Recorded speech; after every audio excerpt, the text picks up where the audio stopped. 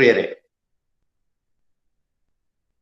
Cherthala saint Michael's കോളേജിലെ BA വിദ്യാർത്ഥികൾക്ക് വേണ്ടി പ്രധാനമായിട്ടും നടത്തുന്ന ഒരു പ്രഭാഷണമാണിത്. ഒരു ക്ലാസ് ആയിട്ട് ഞാൻ കാണുന്നുള്ളൂ. പക്ഷേ ഈ പങ്കെടുക്കുന്ന കുട്ടികളുടെ കൂട്ടത്തിൽ MA കഴിഞ്ഞ് MPhil കഴിഞ്ഞ് PhD ഒക്കെ ചെയ്യുന്ന കുട്ടികളുടെ പേര് ഞാൻ കാണുന്നുണ്ട്. അപ്പൊ ഇത് രണ്ട് തരത്തിൽ വേണമെങ്കിൽ പറയാം. ഒന്ന്, വളരെ ഗവേഷണം ചെയ്യുന്നവർക്ക് വേണ്ടി പറയാം. മറ്റൊന്ന്, BA നിലവാരത്തിലുള്ള ഒരു സിലബസിന്റെ പരിധിക്കകത്ത് നിന്ന് പറയാം. ഞാൻ അങ്ങനെ പറയാനാണ് ആഗ്രഹിക്കുന്നത്. പക്ഷേ വിഷയം സിനിമ ആയതുകൊണ്ട്, തിരക്കഥ ആയതുകൊണ്ട് ഇതാർക്കും കേൾക്കാവുന്നേ ഉള്ളൂ. അത്ര വലിയ കാര്യങ്ങളല്ല പറയുന്നു. സിനിമ കാണുന്ന നമ്മളൊക്കെ അതിന് പിന്നിലുള്ള നിരവധി പ്രവർത്തനങ്ങൾ നടക്കുന്നുണ്ടെന്നുള്ള കാര്യം പലപ്പോഴും ശ്രദ്ധിക്കാറില്ല. സിനിമ നമുക്ക് എല്ലാം ഇഷ്ടമാണ്. ഏറ്റവും ജനപ്രിയമായ കലയാണ് സിനിമ. ജനകീയമായ കല എന്ന് പറയാൻ പറ്റില്ല, കാരണം അതിന് നിർമ്മിതിക്ക് പിന്നിൽ ജനകീയത അല്ല ഉള്ളത്. പക്ഷെ ഏറ്റവും ജനപ്രിയമായ കലയാണ്. ലോകത്ത് ഏത് രാജ്യം എടുത്താലും ഏറ്റവും ജനപ്രിയമായ കലയാണ് സിനിമ. അതുകൊണ്ട് സിനിമ നമുക്കൊക്കെ അറിയാം, നമുക്ക് എല്ലാവർക്കും അറിയാം സിനിമ എന്താണ്. പക്ഷെ നമുക്ക് ബഹുഭൂരിപക്ഷത്തിനകത്ത് അറിയാത്തൊരു കാര്യമുള്ളത്, ഈ സിനിമ നമ്മുടെ മുമ്പിൽ വന്നു നിൽക്കുന്ന, നമ്മുടെ മുമ്പിൽ പ്രദർശിപ്പിക്കപ്പെടുന്ന, നമ്മൾ കാണുന്ന സിനിമയ്ക്ക് പിന്നിൽ നടക്കുന്ന ഒരു നിരവധി പ്രവർത്തനങ്ങളുണ്ട്.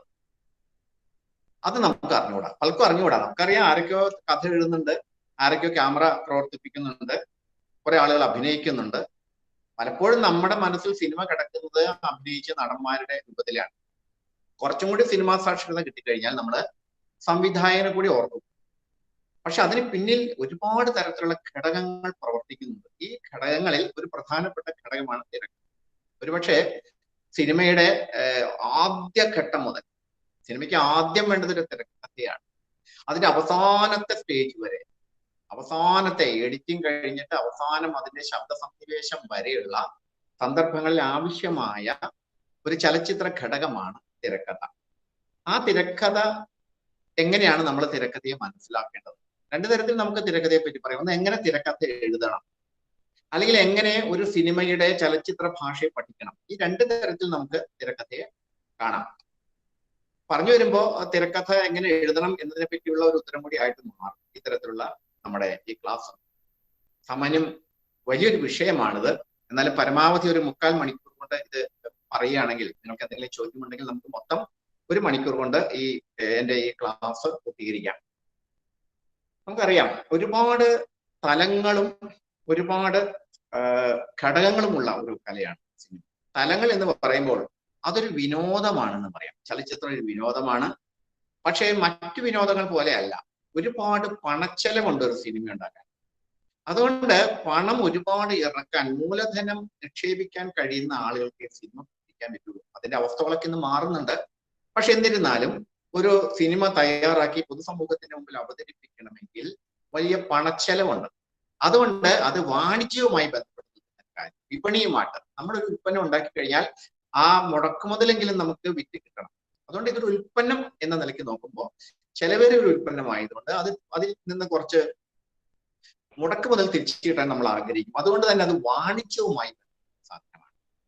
പലപ്പോഴും മുടക്കുമുതൽ മാത്രമല്ല, വലിയ ലാഭം പ്രതീക്ഷിച്ചുകൊണ്ടാണ് നമ്മൾ സിനിമ നിർമ്മിക്കാൻ പോകുന്നത്. മൂന്നാമത്തേത്, ഒരു സിനിമ ഒരു സാങ്കേതിക രൂപമാണ്, മറ്റ് കലകൾ പോലെയല്ല. ഒരുപാട് തരം സാങ്കേതിക മേഖലകളുമായി ബന്ധപ്പെട്ട് മാത്രമേ സിനിമ ചെയ്യാൻ പറ്റുള്ളൂ. ഒരുപാട് ഉപകരണങ്ങൾ ആവശ്യമാണ്. ഏറ്റവും വലിയ ഒരു ക്യാമറ വേണം. ഷൂട്ട് ചെയ്തതിന് ശേഷം അത് പ്രോസസ്സ് ചെയ്യാൻ വേറെ എത്രയോ ഉപകരണങ്ങൾ വേണം. അതുകൊണ്ട് സിനിമയുടെ ഷൂട്ടിംഗ് മുതൽ ഇങ്ങോട്ട് അവസാനം വരെയും വലിയ സാങ്കേതികതയുടെ ഇടപെടൽ ആവശ്യമാണ്. അതുകൊണ്ട് ചലച്ചിത്രം എന്ന് പറയുന്നത് ഒരു സാങ്കേതികതയാണെന്ന് പറയും. നമ്മുടെ ശാസ്ത്രത്തിന്റെയും സാങ്കേതിക മേഖലയുടെയും വികാസത്തിന്റെ ഭാഗമായിട്ടാണ് സിനിമ എന്നൊരു കലാരൂപം തന്നെ ഉണ്ടായിട്ട്. അത് നിങ്ങൾക്ക് 19ാം നൂറ്റാണ്ടിന്റെ അവസാന ഘട്ടത്തിൽ ഒരുപാട് ഗവേഷണങ്ങൾ ഈ സാങ്കേതിക രംഗത്ത് നടന്നിട്ടുണ്ട്. അതിന്റെ ഫലമാണ് സിനിമ. മറ്റൊന്ന്, അതൊരു കലയാണ്. സിനിമ ഒരു വിനോദമാണ്, വാണിജ്യമാണ്, സാങ്കേതികയാണ്, ഒരു ആർട്ട് ഫോമാണ്. ഒരു കലാകാരനായ ഒരാൾക്ക് തനിക്ക് ലോകത്തോട് പറയാനുള്ള ആശയങ്ങൾ വളരെ കലാത്മകമായിട്ട് അവതരിപ്പിക്കാൻ പറ്റുന്ന ഒരു മാധ്യമമാണ് സിനിമ. കൂടാതെ ഇത് ഒരു രാഷ്ട്രീയ പ്രവർത്തനമാണ്. ഒരു പൊതുസമൂഹത്തിലൂടെ ചില ആശയങ്ങൾ പറയാൻ വേണ്ടി നടത്തുന്ന സ്വീകരിക്കുന്ന ഒരു മാധ്യമം കൂടിയാണ്. അതുകൊണ്ട് അതിനകത്തൊരു പൊളിറ്റിക്സ് ഉണ്ട്, അതിനകത്തൊരു പ്രത്യയശാസ്ത്രം ഉണ്ടെന്ന് പറയാം. സിനിമ എന്ന് പറയുന്നത് ഒരു പ്രത്യയശാസ്ത്ര ഉപകരണമാണ്. മറ്റൊന്ന്, അനേക തരത്തിലുള്ള ക്രാഫ്റ്റുകൾ ഇതിനകത്ത്, സ്കിൽ, ഒരുപാട് തരം ക്രാഫ്റ്റുകൾ, സ്കില്ലുകൾ ഉള്ള ഒരു കലയാണ്. അതുകൊണ്ട് ഇങ്ങനെ പല തലങ്ങളിൽ നമുക്ക് സിനിമയെ സമീപിക്കാവുന്നതാണ്. ഇതിന്റെ ഓരോ ഘടകവും നിങ്ങൾ എന്തിനു മുൻനിർത്തിയാണ് തിരക്കഥ തയ്യാറാക്കുന്നത്? കലയാണ് മുൻനിർത്തുന്നതെങ്കിൽ അതിന് അതിൻ്റെതായ ഒരു ഘടന നിർത്തിയിട്ട് വരും. നിങ്ങൾ മാർക്കറ്റിനെയാണ് മുൻനിർത്തുന്നതെങ്കിൽ, നിങ്ങൾ വാണിജ്യത്തെയാണ് മുൻനിർത്തുന്നതെങ്കിൽ അതിന്റെ ഭാഗമായിട്ട് തിരക്കഥയുടെ ഘടന മാറും. നിങ്ങൾക്ക് ഒരു പ്രത്യയശാസ്ത്ര ഉപകരണമായിട്ട് ഒരു ആശയം ലോകത്തോട് പറയാൻ വേണ്ടിയിട്ട് ഒരു പ്രൊപ്പഗാൻഡ എന്ന നിലയിലാണ് നിങ്ങൾ പ്രവർത്തിക്കുന്നതെങ്കിൽ അവിടെ രചന മാറും, അതിന്റെ സ്ക്രിപ്റ്റിന്റെ സ്വഭാവം മാറും. മറ്റൊന്ന്, കേവലം ഒരു സാങ്കേതികമായ ഒരു ഉൽപ്പന്നം എന്ന നിലയിൽ നമുക്കറിയാം, 10 വർഷം മുമ്പ് അവതാർ എന്നൊരു സിനിമ വന്നു. സാങ്കേതിക തികവിൽ ലോക സിനിമയുടെ ചരിത്രത്തിൽ ഉണ്ടായിട്ടുള്ള ഏറ്റവും മികച്ച സിനിമകളിൽ ഒന്നാണ്. ആ സിനിമയെ പറ്റി ആ സിനിമയെ നമ്മളെ തിരക്കഥ തയ്യാറാക്കുമ്പോൾ നമുക്ക് വെറും കലാത്മകമായിട്ട് പറയാൻ പറ്റില്ല. ഈ സാങ്കേതിക സൗകര്യങ്ങൾ, സംവിധാനങ്ങൾ എവിടെയൊക്കെ ഉപയോഗിക്കണം എന്ന് വെച്ചിട്ട് തിരക്കഥയിൽ നമുക്കുള്ളൂ. അപ്പൊ ഇങ്ങനെ നിരവധി തലങ്ങൾ ഒരു ചലച്ചിത്ര സിനിമയിൽ ഉണ്ട് എന്ന് മനസ്സിലാക്കാതെ, ഒരു തിരക്കഥ തയ്യാറാക്കുമ്പോൾ ഒരു തിരക്കഥാകൃത്തിന് എന്തൊക്കെ അറിഞ്ഞിരിക്കണം, എന്തെല്ലാം കാഴ്ചപ്പാടുകൾ വേണം എന്ന് പറയാനാണ് ഞാൻ ഈ കാര്യങ്ങളൊക്കെ പറയുന്നത്. ആദ്യം നമുക്ക് ചലച്ചിത്രം എന്താണെന്ന് മനസ്സിലാക്കിയാൽ മാത്രമേ തിരക്കഥ എന്താണെന്ന് പറയാൻ പറ്റൂ. കാരണം ശൂന്യതയിൽ നിന്നുകൊണ്ട് നമുക്ക് പറയാം. ആദ്യം സിനിമ എന്താണ്, സിനിമയിൽ എന്തൊക്കെയുണ്ട്, ഇതെല്ലാം അറിഞ്ഞിരുന്നാൽ മാത്രമേ പലപ്പോഴും നമ്മുടെ പുതിയ തിരക്കഥാകൃത്തുകൾക്ക് ഇതെല്ലാം അറിഞ്ഞിരിക്കണമെന്നില്ല. അവരെ പണ്ട് കാലത്ത് 1960-കൾക്ക് മുൻപ്, 60-കൾ വരെ മലയാളത്തിലെ സിനിമകളിൽ നിങ്ങൾ എടുത്തു നോക്കിയാൽ തിരക്കഥ എന്നൊരു ടൈറ്റിൽ കാണാൻ പറ്റില്ല. കഥാസംഭാഷണം എന്നേ കാണാൻ പറ്റും. കഥാസംഭാഷണം, ഉറൂബ്, നീലക്കുയിലിന്റെ ടൈറ്റിൽ വരുന്ന നിങ്ങൾ ശ്രദ്ധിച്ചു നോക്കുക, തിരക്കഥ ഒന്നും ഉണ്ടാവില്ല. 1970 മുമ്പ് വരെയുള്ള കാലത്ത് ഈ തിരക്കഥയില്ല, കഥാസംഭാഷണം മാത്രമേ ഉള്ളൂ. എന്ന് വെച്ച് കഴിഞ്ഞാൽ പണ്ട് കാലത്ത് നാടകം എഴുതുന്ന പോലെ ഓരോ സീൻ ഉണ്ടാക്കിയിട്ട് കഥയും സംഭാഷണമാണ് പ്രധാനമായിട്ട് അവതരിപ്പിക്കുന്നത്. അതുകൊണ്ടാണ് അത് തിരക്കഥ എന്നൊരു പേര് വരാം. നാടകം എഴുതുന്ന പോലെ തിരക്കഥ കാലമുണ്ട്. ഇന്നതൊക്കെ മാറി. ഇന്ന് തിരക്കഥ എന്ന് പറയുന്ന സവിശേഷമായ ഒരു സംവിധാനമാണ് എന്ന് എല്ലാവർക്കും അറിയാം. മറ്റൊന്നാണ്, ഒരു സിനിമയിൽ എന്തെല്ലാം ഘടകങ്ങളുണ്ട് എന്നുള്ളതാണ്. അതിനകത്ത് നമുക്ക് ക്യാമറ എന്ന് പറയുന്ന ഒരു ഉപകരണമുണ്ട്, നിരവധി ഷോട്ടുകൾ നമ്മുടെ മുമ്പിൽ വരുന്നുണ്ട്, ശബ്ദം വരുന്നുണ്ട്, സംഗീതം വരുന്നുണ്ട്, ചലച്ചിത്രത്തിന്റെ ടോൺ ഉണ്ട്. നമ്മളൊരു സിനിമ കാണുമ്പോൾ നമ്മൾ കഥ മാത്രം ശ്രദ്ധിച്ചാൽ പോവുക, കഥയും ഒഴികെ നമ്മൾ പോവുക. ആ കഥയുടേതായ വൈകാരിക സമ്മർദ്ദങ്ങളിലാണ് നമ്മൾ സിനിമ കണ്ടു പോവുക. പക്ഷെ അതിനിടയിൽ ഒരുപാട് കാര്യങ്ങൾ വരുന്നുണ്ട്. നേരത്തെ പറഞ്ഞതുപോലെ പലതരം ഷോട്ടുകൾ വന്നു പോകുന്നുണ്ട്. അനേക തരത്തിൽ ഒരു മിനിറ്റിനിടയ്ക്ക് എത്ര ഷോട്ടുകൾ വന്നു പോകുന്നുണ്ട്. നമ്മൾ ആ ഷോട്ട്, ഇത് മീഡിയം ഷോട്ട്, ലോങ് ഷോട്ട് ഒന്നും നമ്മൾ ശ്രദ്ധിക്കുന്നേ ഇല്ല. പലതരത്തിലുള്ള ക്യാമറ വർക്കുകൾ വരുന്നുണ്ട്. ഹൈ ആംഗിൾ, ലോ ആംഗിൾ എന്ന് പറയുന്ന പലതരം ക്യാമറ വർക്കുകൾ വരുന്നുണ്ട്. പലതരം ശബ്ദങ്ങൾ കടന്നു പോകുന്നുണ്ട്. ഏറ്റവും അടിയിൽ ഒരു രാത്രിയാണ് ചിത്രീകരിക്കുന്നതെങ്കിൽ ചീവീടുകളുടെ ശബ്ദം ആ ദൃശ്യത്തിന്റെ അടിയിലുണ്ടാവും. നമ്മളത് പക്ഷേ അത്ര കാര്യമായിട്ട് അത് ചീവീടിന്റെ ശബ്ദമാണ് നായ വരയ്ക്കുന്നുണ്ടാവും നമ്മൾ ശ്രദ്ധിക്കുന്നില്ല. നമ്മൾ കഥയിലൂടെയാണ് പോകുന്നത്. അതുപോലെ തന്നെ സംഗീതം, പശ്ചാത്തല സംഗീതം, പാട്ടസീനല്ല ഞാൻ പറയുന്നത്, പശ്ചാത്തലം, അതിന് മ്യൂസിക്കിന് വളരെ പ്രാധാന്യമുണ്ട്. അപ്പൊ സംഗീതം ഉണ്ടാവും. മറ്റൊന്ന് സവിശേഷമായ ടോൺ ഉണ്ടാവും. ഒരു ദൃശ്യത്തിന് ഒരു മൂഡ്, ഒരു അന്തരീക്ഷം സൃഷ്ടിക്കാൻ വേണ്ടി സവിശേഷമായ ടോൺ കൊടുക്കും. ഇപ്പൊ ചില സിനിമകളൊക്കെ ഉണ്ടാവില്ലേ, ചുവപ്പ് രാശി കൂടുതലായിരിക്കും നമ്മൾ കാണുന്ന വിഷ്വൽ. ചിലയിടത്ത് ഒരു ചുവപ്പ് കൊടുത്തു കഴിഞ്ഞാൽ അതിനൊരു പഴയ ക്ലാസിക് സ്വഭാവം വരും. ഒരു നീല ടോണാണ് കൊടുക്കുന്നതെങ്കിൽ ഒരു സ്വപ്നാത്മകമായ ഒരു അന്തരീക്ഷം സൃഷ്ടിക്കാം. ഇതൊക്കെ ചേർന്ന് ഇതെല്ലാം നമ്മുടെ മുമ്പിലുണ്ട്. പക്ഷെ നമ്മൾ ഒന്നും ശ്രദ്ധിക്കുന്നില്ല. നമ്മൾ നായകനും നായികയും എപ്പോഴാണ് വേർപിരിയുന്നത് നോക്കിക്കൊണ്ട് ഇരിക്കും. അപ്പൊ അതൊക്കെ നമ്മൾ ഈ കഥ ആസ്വദിക്കാൻ വേണ്ടി ഇതെല്ലാം ഒരുക്കി വച്ചിട്ടുണ്ടാവും. താല്പര്യമുള്ളവർക്ക് അതിന്റെ ഷോട്ടുകളിലേക്ക് പോവാം. ഇതെല്ലാം ചേർന്ന് ഒറ്റ അനുഭവമാണ് ഇന്ന് നമ്മൾ സിനിമയിൽ നമ്മൾ കിട്ടുന്നത്. ഒറ്റ അനുഭവമാണെങ്കിലും അനേക തരത്തിലുള്ള ഘടകങ്ങൾ അതിനകത്ത്. മറ്റൊന്നാണ്, നമ്മുടെ ജീവിതത്തിൽ ഇതൊക്കെ ഉണ്ടല്ലോ. നമ്മുടെ ജീവിതമാണല്ലോ സിനിമയായിട്ട് വരുന്നത്. ജീവിതം എന്ന് വെച്ചാൽ എന്താ? ജീവിതം മൊത്തം നമ്മൾ ഓരോ ദിവസവും ജീവിക്കുന്നുണ്ട്, ഭക്ഷണം കഴിക്കുന്നുണ്ട്, നടക്കുന്നുണ്ട്, നമ്മുടെ ജോലി സ്ഥലത്തുണ്ട്, തിരിച്ചു വരുന്നുണ്ട്, ബസ്സിൽ കയറുന്നുണ്ട്. ഇതൊക്കെ ജീവിതമാണ്. പക്ഷെ ഇതെല്ലാം നമ്മൾ വച്ചിട്ട് ജീവിതത്തെ നമ്മൾ വിലയിരുത്തുമ്പോൾ ഇതൊന്നും വരില്ല. ജീവിതത്തെ വിലയിരുത്താൻ എങ്ങനെയാണ്? നിങ്ങളുടെ ജീവിതത്തെ തിരിഞ്ഞു നോക്കാൻ പറഞ്ഞാൽ കുറെ അനുഭവങ്ങളാണ് നമുക്ക് പറഞ്ഞു വരിക. കുറെ അനുഭവങ്ങളാണ് നമ്മുടെ മുമ്പിൽ നിൽക്കുന്നത്. ജീവിതം എന്ന് പറയുന്നത്. അപ്പൊ അനുഭവങ്ങളുടെ പരമ്പരയാണ് ജീവിതം. എല്ലാ അനുഭവങ്ങളും നമ്മളെ ബാധിക്കുന്നില്ല, നമ്മളെ സ്വാധീനിക്കുന്നില്ല. അനുഭവങ്ങളിൽ മുന്തിയ ചില അനുഭവങ്ങളുണ്ട്, അതാണ് നമ്മളെ കൂടുതൽ സ്പർശിക്കുന്നത്. ഈ അനുഭവങ്ങൾ ഒരനുഭവം ഉണ്ടാകുമ്പോഴും നമ്മുടെ ചുറ്റും നമ്മുടെ ആ ജീവിതത്തിന്റെ പശ്ചാത്തലത്തിൽ കുറെ ഘടകങ്ങളുണ്ടല്ലോ, കുറെ കഥാപാത്രങ്ങളുണ്ട്, നമുക്ക് അനുഭവം ഉണ്ടാകുന്ന ഒരു പശ്ചാത്തലമുണ്ട്, ആ അനുഭവം നടക്കുന്ന കാലമുണ്ട്, സ്ഥലമുണ്ട്, നമ്മുടെ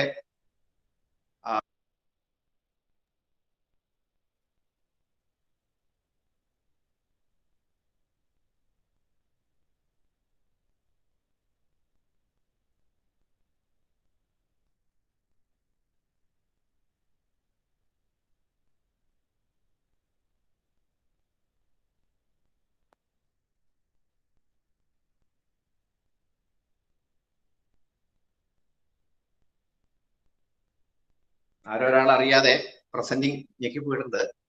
അപ്പൊ ഞാൻ പുറത്തുപോയതാണ്.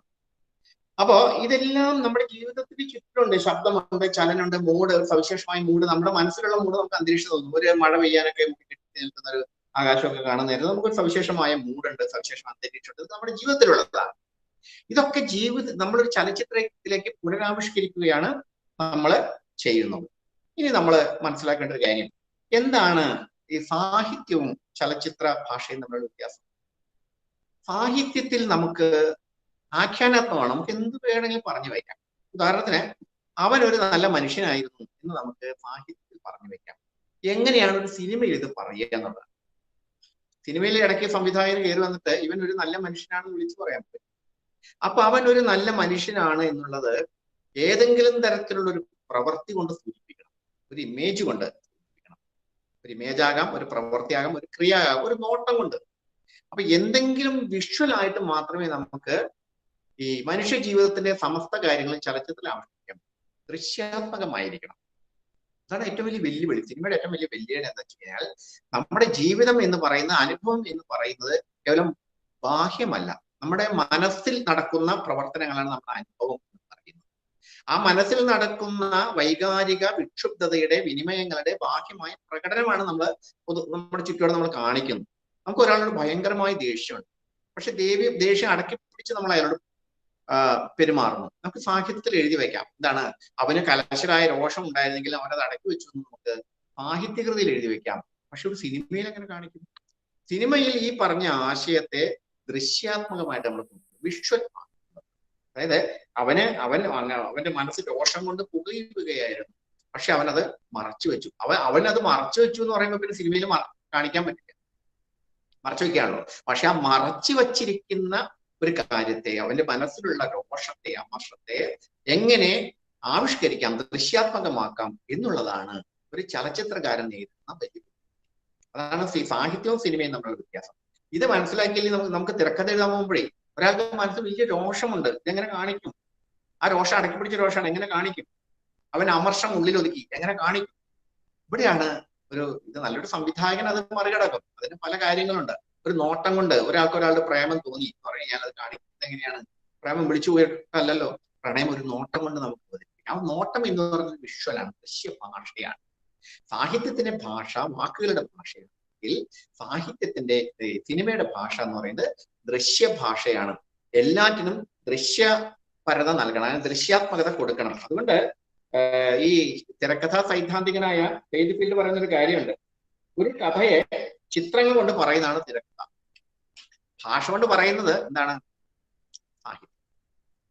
അതിന് ദൃശ്യങ്ങൾ കൊണ്ട് പറയുമ്പോൾ അത് സിനിമയാവും. ദൃശ്യങ്ങൾ കൊണ്ട് എങ്ങനെ പറയാം എന്ന് ഉള്ളൊരു രൂപരേഖയാണ് തിരക്കഥ. അടുത്തത്, അപ്പൊ ഇതൊക്കെ അവൾ സദാസമയവും ദുഃഖിതയായിരുന്നു. എന്നാൽ ആരൊരാള് ആവശ്യമില്ലാതെ ഇത് പ്രസന്റിങ് എന്ന് പറഞ്ഞ് കയറി വരുന്നത് സജീഷ് കുമാറാണ്. അറിയാതെ കുത്തിപ്പോണതായിരിക്കും ഞാൻ വിചാരിക്കുന്നു. ശ്രദ്ധിക്കുക, പ്രസന്റിങ് എന്നതിൽ നിങ്ങൾ കുത്തിയാലേ നിങ്ങൾ പ്രസന്റ് ചെയ്യുന്ന പോലെ വരും. ഓക്കെ, അപ്പോ ഈ അവൾ സദാസമയം ദുഃഖിതയായിരുന്നു, പക്ഷെ അവൾ അത് ആരെയും അറിയിച്ചില്ല എന്ന് പറയുമ്പോ സിനിമ സംവിധാനം ചെയ്യുന്ന ആളെ സംബന്ധിച്ച് ഇത് വലിയ പ്രശ്നമാണ്. ഇതിനെങ്ങനെ ദൃശ്യം കൊടുക്കാം? അപ്പൊ ഇതിനെങ്ങനെ ദൃശ്യം കൊടുക്കാം, ഇതിന് ദൃശ്യ ഭാഷയിലേക്ക് എങ്ങനെ പരിവർത്തിപ്പിക്കാം എന്നറിഞ്ഞിരുന്നാലും ഒരു തിരക്കഥ ഉണ്ടാക്കാൻ പറ്റും. ആ ഭാവം നമുക്ക് പുറത്തെ ആളുകൾ കാണുമ്പോൾ അത് ആളുകൾക്ക് തോന്നണം, പ്രേക്ഷകന് മനസ്സിലാവണം. ഇത് മനസ്സിൽ വെച്ചുകൊണ്ട് എഴുതാൻ കഴിയുമ്പോഴാണ് നമുക്ക് കഥ ഉണ്ടാക്കാൻ കഴിയുള്ളൂ. ഇനി നമുക്ക് സിനിമയുടെ അടുത്ത ഒരു പ്രധാനപ്പെട്ട ഘട്ടത്തിലേക്ക് കടക്കാം. സിനിമയ്ക്ക് അടിസ്ഥാനപരമായ ഒരു കഥ വേണം. ഈ കഥ നമ്മള് സാഹിത്യത്തിലാണെങ്കിൽ ഇങ്ങനെ വിസ്തരിച്ച് പറഞ്ഞാൽ മതി. ഈ കഥ സിനിമയിൽ എന്താ ചെയ്യണം? ഇത് വിഷ്വലായിട്ട് ഷൂട്ട് ചെയ്യണം.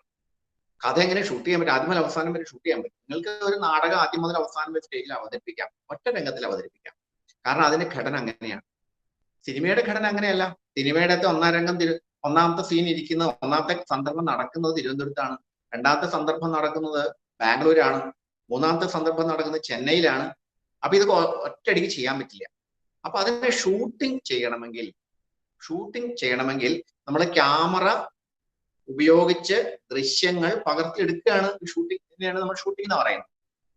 ക്യാമറ ഉപയോഗിച്ചിട്ട് ഈ കഥയിൽ പറഞ്ഞ കാര്യങ്ങൾ നമ്മൾ നടന്മാരെ മുന്നിൽ നിർത്തി അവരെ കൊണ്ട് അഭിനയിപ്പിച്ച് ക്യാമറയിൽ പകർത്തിയെടുക്കണം. അതുകൊണ്ട് അങ്ങനെ പകർത്തിയെടുക്കുമ്പോൾ നിങ്ങൾക്ക് ഒരു 3 മാസത്തെ ജീവിതം സിനിമയിൽ കാണിക്കുമ്പോൾ 3 മാസം ക്യാമറ തുറന്നു വെച്ച് നടക്കാൻ പറ്റില്ല. അപ്പൊ എന്ത് വേണം? ഞങ്ങൾ പറയാൻ പോകുന്ന കഥയെ ഈ ദൃശ്യഭാഷയിലേക്ക് മാറ്റാൻ വേണ്ടിയിട്ട് ചില സംവിധാനങ്ങൾ നമ്മൾ ഉണ്ടാക്കണം. അപ്പൊ എന്ത് ചെയ്യുന്നു വെച്ച് കഴിഞ്ഞാല് നമ്മള് ഈ ഒരു കഥ ഉണ്ടെങ്കിൽ ആ കഥയെ ആദ്യം എന്ത് ചെയ്യും? നേരത്തെ പറഞ്ഞാൽ ഒരുപാട് അനുഭവങ്ങൾ ജീവിതത്തിലുണ്ടെന്ന് പറഞ്ഞല്ലേ, അതുപോലെ ഈ കഥയുടെ പ്രധാനപ്പെട്ട സന്ദർഭങ്ങൾ നമുക്ക് തിരിച്ചു. ഇപ്പൊ ചെമ്മീൻ എന്ന സിനിമ നോക്കുകയാണെങ്കിൽ ചെമ്മീന്റെ കഥയെ അല്ലെ, ചെമ്മീൻ എന്ന സിനിമയെ നോവൽ എടുത്തിട്ട് നമുക്ക് കഥ ഒരു തിരക്കഥയാക്കണമെങ്കിൽ അത് എന്ത് വെച്ച് കഴിഞ്ഞാല് ആ ചെമ്മീന്റെ ആ കഥയെ മൊത്തം എടുത്തിട്ട് അതിനെ കുറെ സന്ദർഭങ്ങളായിട്ട് പിരിച്ചു വെച്ചെടുക്കും. കാരണം മുറിച്ച് ഏറ്റവും ചെറിയ കഷ്ണമായ മാത്രമേ നമുക്ക് ഷൂട്ട് ചെയ്യാൻ പറ്റില്ല, ക്യാമറയിൽ പിടിക്കാൻ പറ്റും. നിങ്ങൾക്ക് ഒരു സീക്വൻസ് മാത്രമായിട്ട് പിടിക്കാൻ പറ്റും, ഒരു സീൻ മുഴുവനായിട്ട് പിടിക്കാൻ പറ്റില്ല. നിങ്ങൾക്ക് ആകെ പിടിക്കാൻ പറ്റുന്നത് ഒരാള് നടന്നു പോകുന്നൊരു ദൃശ്യം, അത് ക്യാമറയിൽ, അത് വേറെ സംസാരിക്കുന്ന ദൃശ്യം. അങ്ങനെ പിടിക്കണമെങ്കിൽ എന്താണ് പിടിക്കേണ്ടത് എന്നതിനെ പറ്റി കൃത്യമായ ഒരു മുൻ ധാരണ വേണം. ആ മുൻ ധാരണ ഉണ്ടാവാൻ വേണ്ടി നമ്മൾ എന്ത് ചെയ്യുന്നു? ആദ്യം കഥയെ നമ്മള് പല പല കഷണങ്ങളായിട്ട് പിരിക്കുന്നു. ഈ നമ്മള് നോവലിന്റെ ഒക്കെ കഥ പറയുമ്പോഴല്ലേ അതിനകത്ത് പ്രധാനപ്പെട്ട ഘടകം എന്താണ്? പ്രമേയം എന്ന് വെച്ച് കഴിഞ്ഞാല് ഒരു കഥയിൽ, ഒരു നോവലിൽ നിങ്ങൾക്ക് ഒരു കാര്യം പറയാനുണ്ട്, ഒരു ആശയം പറയാനുണ്ട്. ഈ ആശയം പറയാൻ വേണ്ടി നമ്മൾ എന്ത് ചെയ്യുന്നു? ഒരു കഥ ഉണ്ടാക്കുന്നു. അപ്പൊ ആദ്യം പ്രമേയം ഉണ്ടാവണം അല്ലെ. ഒരു പ്രണയത്തിന്റെ ദുരന്തം, പ്രണയം എന്താണ്, അനശ്വരമായ പ്രണയങ്ങൾ ഒരു സഫലമാവുന്നതല്ല എന്നൊരാശയം പറയാൻ വേണ്ടി ആണ് ഉദ്ദേശിക്കുന്നത് വിചാരിക്കുക. അങ്ങനെ പറയുമ്പോൾ ആദ്യം ഒരു കഥ ഉണ്ടാക്കും. അപ്പോ തകഴി എന്ത് ചെയ്തു? കറുത്തമ്മയും പരിക്കുട്ടിയും പളനിയൊക്കെ വെച്ചിട്ട് കഥ ഉണ്ടാക്കി. ഈ കഥ ഉണ്ടാക്കി കഴിഞ്ഞാൽ ആ കഥ മുന്നോട്ട് പോവില്ല. കഥ മുന്നോട്ട് പോകണമെങ്കിൽ എന്ത് വേണമെന്ന് വെച്ച് കഴിഞ്ഞാല് അത് ഇതിവൃത്തമാക്കി മാറ്റണം. ഇതിവൃത്തത്തിന്റെ പ്രത്യേകത എന്താ വെച്ച് കഴിഞ്ഞാല് കാര്യകാരണ ബന്ധങ്ങളോടുകൂടി ഇതിനെ ബന്ധിപ്പിച്ച് കൊണ്ടുപോകണം. കാര്യകാരണ ബന്ധമാണ്. എന്ത് ചെയ്യുമ്പോഴും ഒരു പ്രശ്നം ഉണ്ടാവണമെങ്കിൽ അതിനൊരു കാരണം വേണം. ഒരു കാരണത്തിൽ നിന്നൊരു കാര്യം ഉണ്ടാവും. ഈ കാര്യം ഇനി വരാൻ പോകുന്ന സംഭവത്തിന് കാരണമായി തീരും. അങ്ങനെ ഓരോ സംഭവവും ഇനി വരാൻ പോകുന്ന ഒരു സംഭവത്തിന്റെ കാരണമായിരിക്കുക. ഇതിനെ എങ്ങനെ ഉണ്ടാക്കുന്നതിനാണ് നമ്മൾ ഇതിവൃത്തം എന്ന് പറയുന്നത്. കാര്യകാരണ ബന്ധത്തോടുകൂടി കഥ പറയുമ്പോൾ അത് ഇതിവൃത്തമായി. അത് വേറെ വിഷയമാണ്, ഞാൻ അങ്ങോട്ട് അധികം പോകുന്നില്ല. അപ്പൊ അങ്ങനെ ഇതിവൃത്തമാണ്. ഈ ഇതിവൃത്തത്തെ കൊണ്ടുപോകുന്ന ആരാ? കഥാപാത്രങ്ങളാണ്. കുറെ കഥാപാത്രങ്ങൾ വേണം. അപ്പോ ഇങ്ങനെയുള്ള ഈ കഥാപാത്രങ്ങളും കഥ ഇതിവൃത്തം നമ്മൾ എന്ത് ചെയ്യുന്നു? പല സന്ദർഭങ്ങളായിട്ട് പിരിക്കുന്നു. ഈ സന്ദർഭത്തിൽ നമുക്ക് എന്ത് പറയാം എന്നറിയാം. അതിനെ നമ്മൾ സീക്വൻസ് എന്ന് പറയും. ഒരു സീക്വൻസ്, സന്ദർഭം. ആദ്യം നമ്മള് ചെമ്മീന്റെ കഥ തന്നെ ഞാൻ പറയാം. ചെമ്മീന്റെ ആദ്യം മുതൽ അവസാനം വരെയുള്ള ആ കഥയെ നമ്മള് കുറെ സീക്വൻസിലായിട്ട് പിരിക്കുകയാണ്. എന്താണ്? ആദ്യം അച്ഛൻ വള്ളവും വലയും വാങ്ങാൻ പോകുന്നതിനെ പറ്റിയിട്ട് നമ്മുടെ കറുത്തമ്മ പരിക്കുട്ടിയോട് പറയുന്നതാണ് ആദ്യത്തെ സന്ദർഭം. അത് പറഞ്ഞിട്ട് അവൾ വീട്ടിലേക്ക് തിരിച്ചു വരുമ്പോ അമ്മ അവളോട് പറയുന്നുണ്ട്, നീ അവനോട് എന്തിനാ ഈ സംസാരിക്കാൻ പോയത് എന്ന് പറയുമ്പോൾ അത് അച്ഛൻ വള്ളവും വലയും വാങ്ങാൻ പോകുന്നു പറഞ്ഞില്ലേ, പൈസ വേണമെന്ന് പറഞ്ഞില്ലേ, ഞാൻ പൈസ ചോദിക്കാൻ പോയതാണെന്ന് പറയുമ്പോൾ അമ്മ അവളോട് കലഹിക്കുന്നുണ്ട്. ഇത് ഈ രണ്ടെണ്ണം കൂടി ചേർന്ന് കഴിഞ്ഞാല് അതൊരു സീക്വൻസ് ആണ്. ആദ്യം തന്നെ ഇവളുടെ മനസ്സിൽ ആ പരിക്കുട്ടിയോട് തോന്നുന്ന ഒരു താല്പര്യം, പക്ഷെ അതോടൊപ്പം തന്നെ അത്തരത്തിൽ പെൺകുട്ടികൾക്ക് പുരുഷന്മാരോട് താല്പര്യം തോന്നാൽ ആ തുറയിൽ ഉണ്ടാകാവുന്ന പ്രത്യാഘാതങ്ങളെ പറ്റിയുള്ള സൂചന, ഇത് രണ്ടും കൂടി ചേർന്നിട്ടുള്ള ഒരു സീക്വൻസ് ആണത്. ഈ സീക്വൻസിൽ നമുക്കറിയാം 2 സീനുകളുണ്ട്. ഒന്ന് കറുത്തമ്മയും പരിക്കുട്ടിയും കൂടി ഇരുന്ന് സംസാരിക്കുന്ന, കടൽ തീരത്തെ തോണിയുടെ മറവിൽ സംസാരിക്കുന്ന ഒരു ദൃശ്യം. അത് ഒരു സീൻ ആണ്. ഇവിടെ വീട്ടിൽ വന്നൊരു അമ്മ വഴക്ക് പറയുന്നത്. ഇത് രണ്ടും കൂടി ചേർത്ത് വെച്ച് കഴിഞ്ഞാൽ ഒരു സീക്വൻസ് ആയി എന്ന് പറയാം. രണ്ടാമത്തെ സീക്വൻസിൽ എന്താണ്? ഈ വള്ളം വലയം വാങ്ങാൻ വേണ്ടി ചെമ്പൻ കുഞ്ഞ് നടത്തുന്ന കുറെ ശ്രമങ്ങളുണ്ട്. അതിനുവേണ്ടി പരീക്കുട്ടിയുടെ പണം വാങ്ങുന്നു, വള്ളം വാങ്ങി അയാൾ തിരിച്ചു വരുമ്പോൾ പണം കൊടുക്കുന്നില്ല, തിരിച്ച് പരീക്കുട്ടിയിൽ നിന്ന് വാങ്ങുന്ന പണം തിരിച്ചു കൊടുക്കുന്നില്ല. രണ്ടാമത്തെ സീക്വൻസ് ആണ്, രണ്ടാമത്തെ സന്ദർഭമാണ്.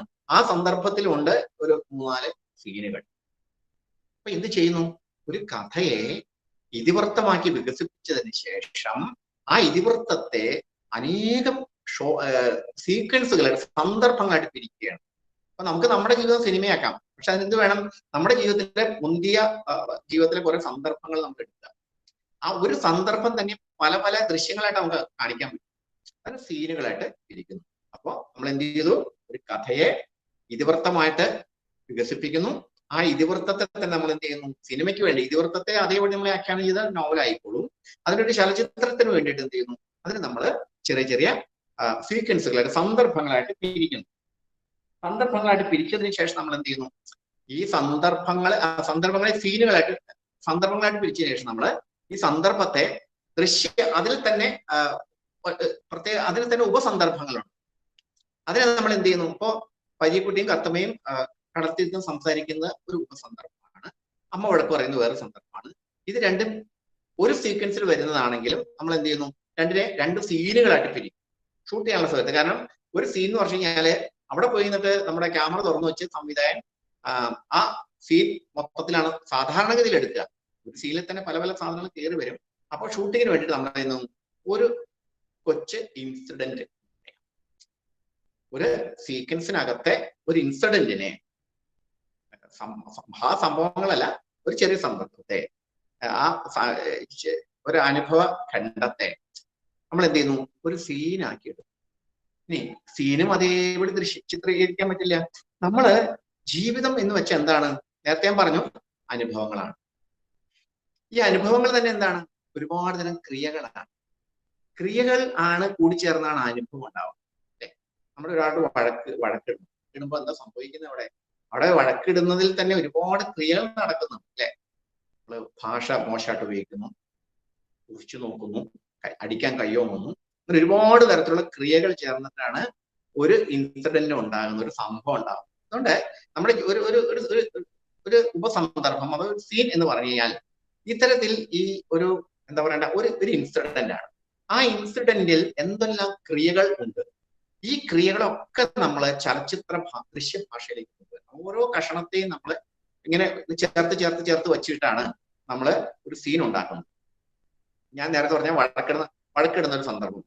വഴക്കിടുന്ന സന്ദർഭത്തിൽ രണ്ടുപേരും അടിക്കുമ്പോ ഒരാള് തുറിച്ചു നോക്കുന്നുണ്ട്. അവൻ തുറിച്ചു നോക്കിയെന്ന് കാണിക്കാൻ സംവിധാനം ചെയ്യുന്ന പണി എന്താണ്? അവന്റെ കണ്ണുകൾ, ക്ലോസപ്പിൽ കണ്ണുകൾ തുറിച്ചു നോക്കുന്ന മുഖം കാണിക്കുന്നു, ഓങ്ങുന്ന കൈ കാണിക്കുന്നു, അല്ലെ? ദേഷ്യം പിടിച്ചിട്ട് മുഷ്ടി ചുട്ടുന്ന് കാണിക്കുന്നു. ഒരു മീഡിയം ഷോട്ടിൽ അവനെ അടുത്തേക്ക് കയ്യോ കൊണ്ട് ചെല്ലുന്ന കാണിക്കും. ഇങ്ങനെ അനേക തരത്തിലുള്ള ക്രിയകളാണ് വാസ്തവത്തിൽ നമ്മുടെ ഒരു അനുഭവ സന്ദർഭം എന്ന് പറയുന്നത്. ഒരു അനുഭവത്തിന്റെ ഒരു ഇൻസിഡന്റ് എന്ന് പറയുന്നത്. ഈ ഓരോ ക്രിയയെയും ദൃശ്യഭാഷയാക്കി മാറ്റാൻ സിനിമ ഉപയോഗിക്കുന്ന ഒരു തന്ത്രമാണ്. അതിനകത്ത് ദൃശ്യഭാഷയിലേക്ക് പരിവർത്തിപ്പിക്കുന്നുണ്ടാവുന്നതാണ് ഷോട്ട് എന്ന് പറയുന്നത്. ഓരോ ഷോട്ട് ഓരോ ക്രിയയാണ്. വെറുതെ നമ്മളിങ്ങനെ ഷോട്ട് കാണിക്കുന്നുണ്ടെങ്കിൽ അവിടെ എന്തോ ഒരു ഷോട്ട് ഉണ്ടെങ്കിൽ അവിടെ എന്തോ ഒന്ന് കാണിച്ചു എന്നാണ്, അല്ലെ? ഒരാൾ അകലേ കൂടി കുറെ ആളുകൾ നടന്നു, അത് ലോങ് ഷോട്ട് കാണിച്ചു. എന്താണ്? അത് ആ ഒരു സംഘം ആളുകൾ നടന്നു. അടുത്ത ഷോട്ട് ഒരു മീഡിയം ഷോട്ട്, രണ്ടുപേരും സംസാരിച്ചിട്ട് പോകുന്നു. ആ കൂട്ടത്തിൽ രണ്ട് സുഹൃത്തുക്കളുണ്ട്, അവർ സംസാരിക്കും. അതിനുശേഷം ഒരു കാൽവയ്പ് മാത്രം ക്ലോസപ്പിൽ കാണിക്കുന്നു, നടന്ന് തളർന്ന കാലുകൾ എന്നുള്ള അർത്ഥം കിട്ടി. അങ്ങനെ ഓരോ ക്രിയയെയും ആ ക്രിയയാണ് നമ്മൾ ഷോർട്ടായിട്ട് എടുക്കുന്നത്. ഒരു ക്രിയ ഒന്നുകൂടൊന്നുമില്ല, മിനിമം ഒരു ക്രിയയെങ്കിലും ഉണ്ടാവണം. അപ്പൊ നമ്മൾ വെറുതെ ലാൻഡ്സ്കേപ്പ് ഇങ്ങനെ കാണിച്ചു പോകുമ്പോ അവിടെ എന്താ ക്രിയ? അവിടെ ക്രിയയുണ്ട്. അവിടെ മനോഹരമായ പ്രകൃതി സ്ഥിതി ചെയ്യുന്നു, അല്ലെ? ലോകത്തിലെല്ലാം ക്രിയയാണല്ലോ. നമ്മുടെ ഭാഷയെ പറ്റി പഠിക്കുമ്പോൾ നമ്മൾ പറയും ഏറ്റവും കൂടുതലുള്ള പദം ക്രിയയാണെന്ന് പറയും. എന്തുകൊണ്ടാണ്? എല്ലാ വസ്തുക്കളും എപ്പോഴും എന്തൊരു ക്രിയയിൽ ഏർപ്പെട്ടിട്ടുണ്ട്, അല്ലെ? സ്ഥിതി ചെയ്യുക, അതൊരു ക്രിയയാണല്ലോ. ഒരു പർവ്വതം, അതെന്താ ക്രിയ ചെയ്യുന്നത്? ഒരു ക്രിയ ചെയ്യില്ല. അത് വെയിലേൽക്കുന്നുണ്ട്, വെയിൽ കൊള്ളുന്നുണ്ട്, ചെടികൾ വളർത്തുന്നുണ്ട്, നിശ്ചലമായിട്ട് ചുമ്മാ ഇരിക്കുന്നുണ്ട്. സ്ഥിതി ചെയ്യുക ഒരു ക്രിയയാണ്. അതുകൊണ്ട് ഒരു പശ്ചാത്തലം കാണിക്കുമ്പോൾ പോലും ആ പശ്ചാത്തലത്തിൽ ഈ മൊത്തത്തിൽ ഉള്ള എന്തോ ഒരു ആശയം പ്രകാശനം ചെയ്യാനുള്ള ഒരു ഉദ്യമം അവിടെ ഉണ്ട്. മിക്കവാറും അതൊരു ക്രിയ ആയിരിക്കും. ക്രിയ അല്ലാത്തത് വരാവുന്ന സന്ദർഭങ്ങളുണ്ട് കേട്ടോ. അപ്പൊ ഇപ്പോ വെറുതെ ഒരു കാവ്യാത്മക ഭംഗിക്ക് വേണ്ടിയിട്ട് ഒരു പക്ഷെ കാണിക്കാം. പക്ഷെ അതും സൂക്ഷ്മാർത്ഥത്തിൽ അതൊരു ചലച്ചിത്രത്തിന്റെ ഭാഷയ്ക്കകത്ത് ഒരു ക്രിയയായിട്ടാണ് നമ്മൾ അനുഭവിക്കുന്നത്. അപ്പോ നമ്മൾ പറഞ്ഞു എന്താണ് ക്രിയകൾ കൂടിച്ചേർന്ന് ആ ക്രിയ ആവിഷ്കരിക്കാനുള്ളതാണ് ഷോട്ട്. ക്രിയകൾ കുറെ ഷോട്ടുകൾ കൂടിച്ചേർന്ന് ഒരു സീൻ ഉണ്ടാവുന്നു, കുറെ സീനുകൾ ചേർന്ന് ഒരു സീക്വൻസ് ഉണ്ടാകുന്നു, കുറെ സീക്വൻസുകൾ ചേർന്ന് ഒരു ഇതിവൃത്തം ഉണ്ടാകുന്നു, അല്ലെങ്കിൽ ഒരു കഥ ഉണ്ടാകുന്നു. അപ്പൊ ഈ കഥയെ മൊത്തം നമ്മൾ ഷൂട്ട് ചെയ്യാനുള്ള സൗകര്യത്തിന് എന്ത് ചെയ്യുന്നു, കഷ്ണം കഷ്ണമായിട്ട് പിരിച്ച് അല്ലെ, ആദ്യം തന്മാത്ര ഒരു വസ്തുവാക്കി മാറ്റി, പിന്നെ ചുറ്റി തന്മാത്രയാക്കി മാറ്റി, പിന്നെ ചുറ്റി ആറ്റമാക്കി മാറ്റി എന്ന് പറയുന്ന പോലെയാണ്. എന്നിട്ട് നമ്മൾ എന്താണ് ഷൂട്ട് ചെയ്യുന്നത്? ഒരു സിനിമയിൽ ഷൂട്ട് ചെയ്യുന്നത് ഈ ഷോട്ടാണ്. നമ്മള് പകർത്തുന്നില്ലേ, ക്യാമറ പിടിച്ചെടുക്കുന്ന സാധനമില്ലേ, ഇത് ഷോട്ട് എന്ന് പറയുന്ന സാധനമാണ്. അപ്പൊ ഷോട്ടുകളാണ് നമ്മൾ പിടിച്ച് എടുക്കുന്നത്. അപ്പോ ഒരു സിനിമയ്ക്ക് എന്തൊക്കെ വേണം? ഒരു ലൊക്കേഷൻ വേണം, നടീനടന്മാര് വേണം. നടീനടന്മാരുണ്ടായ പോരാ, അവരുടെ ശരീരഭാഷ പ്രധാനമാണ്, അത് വേണം. പിന്നെ ഒരു ഷോട്ട് ഉണ്ടാക്കാൻ വേണ്ടിയിട്ട് സംവിധായകൻ ക്യാമറമാനും ചേർന്ന് ഒരുക്കുന്ന സാധനത്തെ നമ്മൾ ഫ്രെയിം എന്ന് പറയും. ഒരു ഫ്രെയിം എന്ന് വെച്ചാൽ ആ ക്യാമറയിലൂടെ ഇപ്പോൾ കാണുന്ന ദൃശ്യം, അതാണ് ഒരു ഫ്രെയിം എന്ന് പറയുന്നത്. ഒരു ക്യാമറ ലെൻസ് തുറന്ന് അടയുന്ന വരെയുള്ള അതിനകത്ത് എന്തൊക്കെ അതിനകത്ത് പിടിച്ചെടുത്തോ അതിനെയാണല്ലോ ഒരു ഷോട്ട് എന്ന് പറയുന്നത്. ക്യാമറ ഓൺ ചെയ്തിട്ട് അടയുന്ന വരെയുള്ള കാലത്തിനിടയ്ക്ക് എന്താണോ ക്യാമറ പിടിച്ചെടുത്തത് അതാണ് ഷോട്ട്. അപ്പൊ അവിടെ ഒരു ഫ്രെയിം ഉണ്ട്, അതിലൂടെ പകർത്തിയെടുത്ത വസ്തു നമ്മള് ഷോട്ട് എന്ന് പറയുന്നു. ഈ ഷോട്ട് എന്താണ്? പിന്നെ എങ്ങനെയാണ് ഈ ഫ്രെയിമിനെ പറ്റി പറയുമ്പോൾ ഒരു കാര്യം കൂടി പറയാം. ഈ ഒരു ഫ്രെയിം എന്ന് വെച്ചാൽ എന്താണെന്ന് അറിയാമോ? നമ്മൾ പണ്ട് കാലത്ത് നമ്മുടെ നാട്ടിൽ 4:3 എന്ന് പറയുന്ന ഒരു അനുപാതത്തിലാണ് ഒരു ഫ്രെയിം വെച്ചാല് 4 ഭാഗം നീളവും 3 ഭാഗം വീതിയും ഉള്ള ഒരു സ്ക്രീൻ ആണ് നമ്മൾ സിനിമയിൽ പണ്ട് കണ്ടിരുന്നത് അല്ലെ. അതിന് നമ്മൾ 35 mm ഫിലിം എന്ന് പറയും, 70 mm 85 സിനിമാസ്കോപ്പ് അങ്ങനെയൊക്കെ നമ്മൾ പറയാലോ. അപ്പൊ 4:4:3 എന്ന അനുപാതത്തിലുള്ള ഒരു ഫ്രെയിം ആണ് നമ്മൾ സാധാരണ പണ്ട് കാലത്ത് കണ്ടത്. പിന്നീട് 70 mm ആയി, 35 mm 70 mm സിനിമാസ്കോപ്പ് അല്ലെ. ഇപ്പൊ നമ്മള് ഈ കാണുന്നത് ഹൈ ഡെഫിനിഷൻ സ്ക്രീനുകളാണ്. അതിന്റെ അനുപാതം 16:9 ആണ്. 16 ഭാഗം നീളവും 9 ഭാഗം ഉയരവും ഉള്ള ഒരു സ്ക്രീനാണ് നമ്മൾ കാണുന്നത്. അപ്പൊ ഇതിനകത്താണ് ഒരു ഫ്രെയിം വരുന്നത്.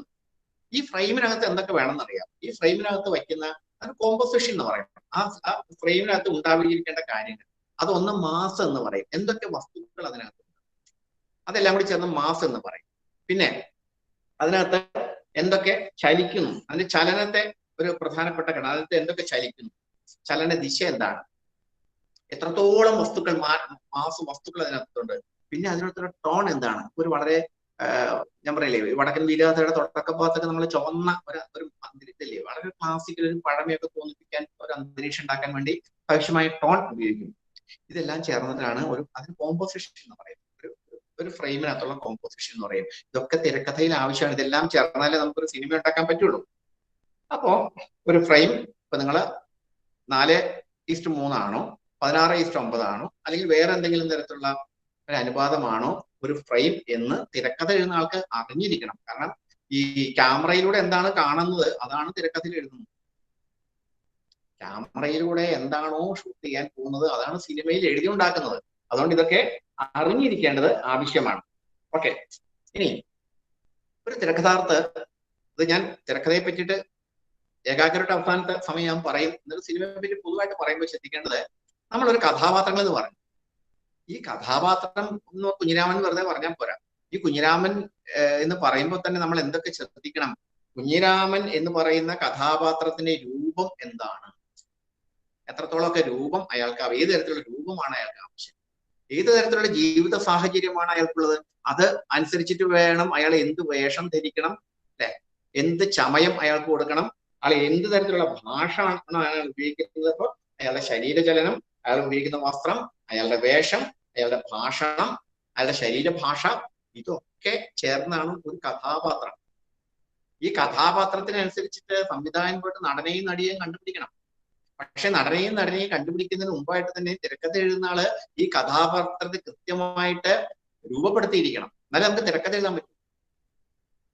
ഒരു രാവിലെ പ്രഭാതത്തിൽ നടക്കുന്ന ഒരു കാര്യമാണ് എങ്കിൽ, പ്രഭാതത്തിൽ ആണ് നടക്കുന്നതെങ്കിൽ സിനിമ തിരക്കഥ എഴുതുന്ന ആള് എന്ത് ചെയ്തിരിക്കണം? ആ തിരക്കഥ എഴുതുമ്പോൾ തന്നെ കുഞ്ഞിരാമന്റെ രൂപഘടന പറയണം.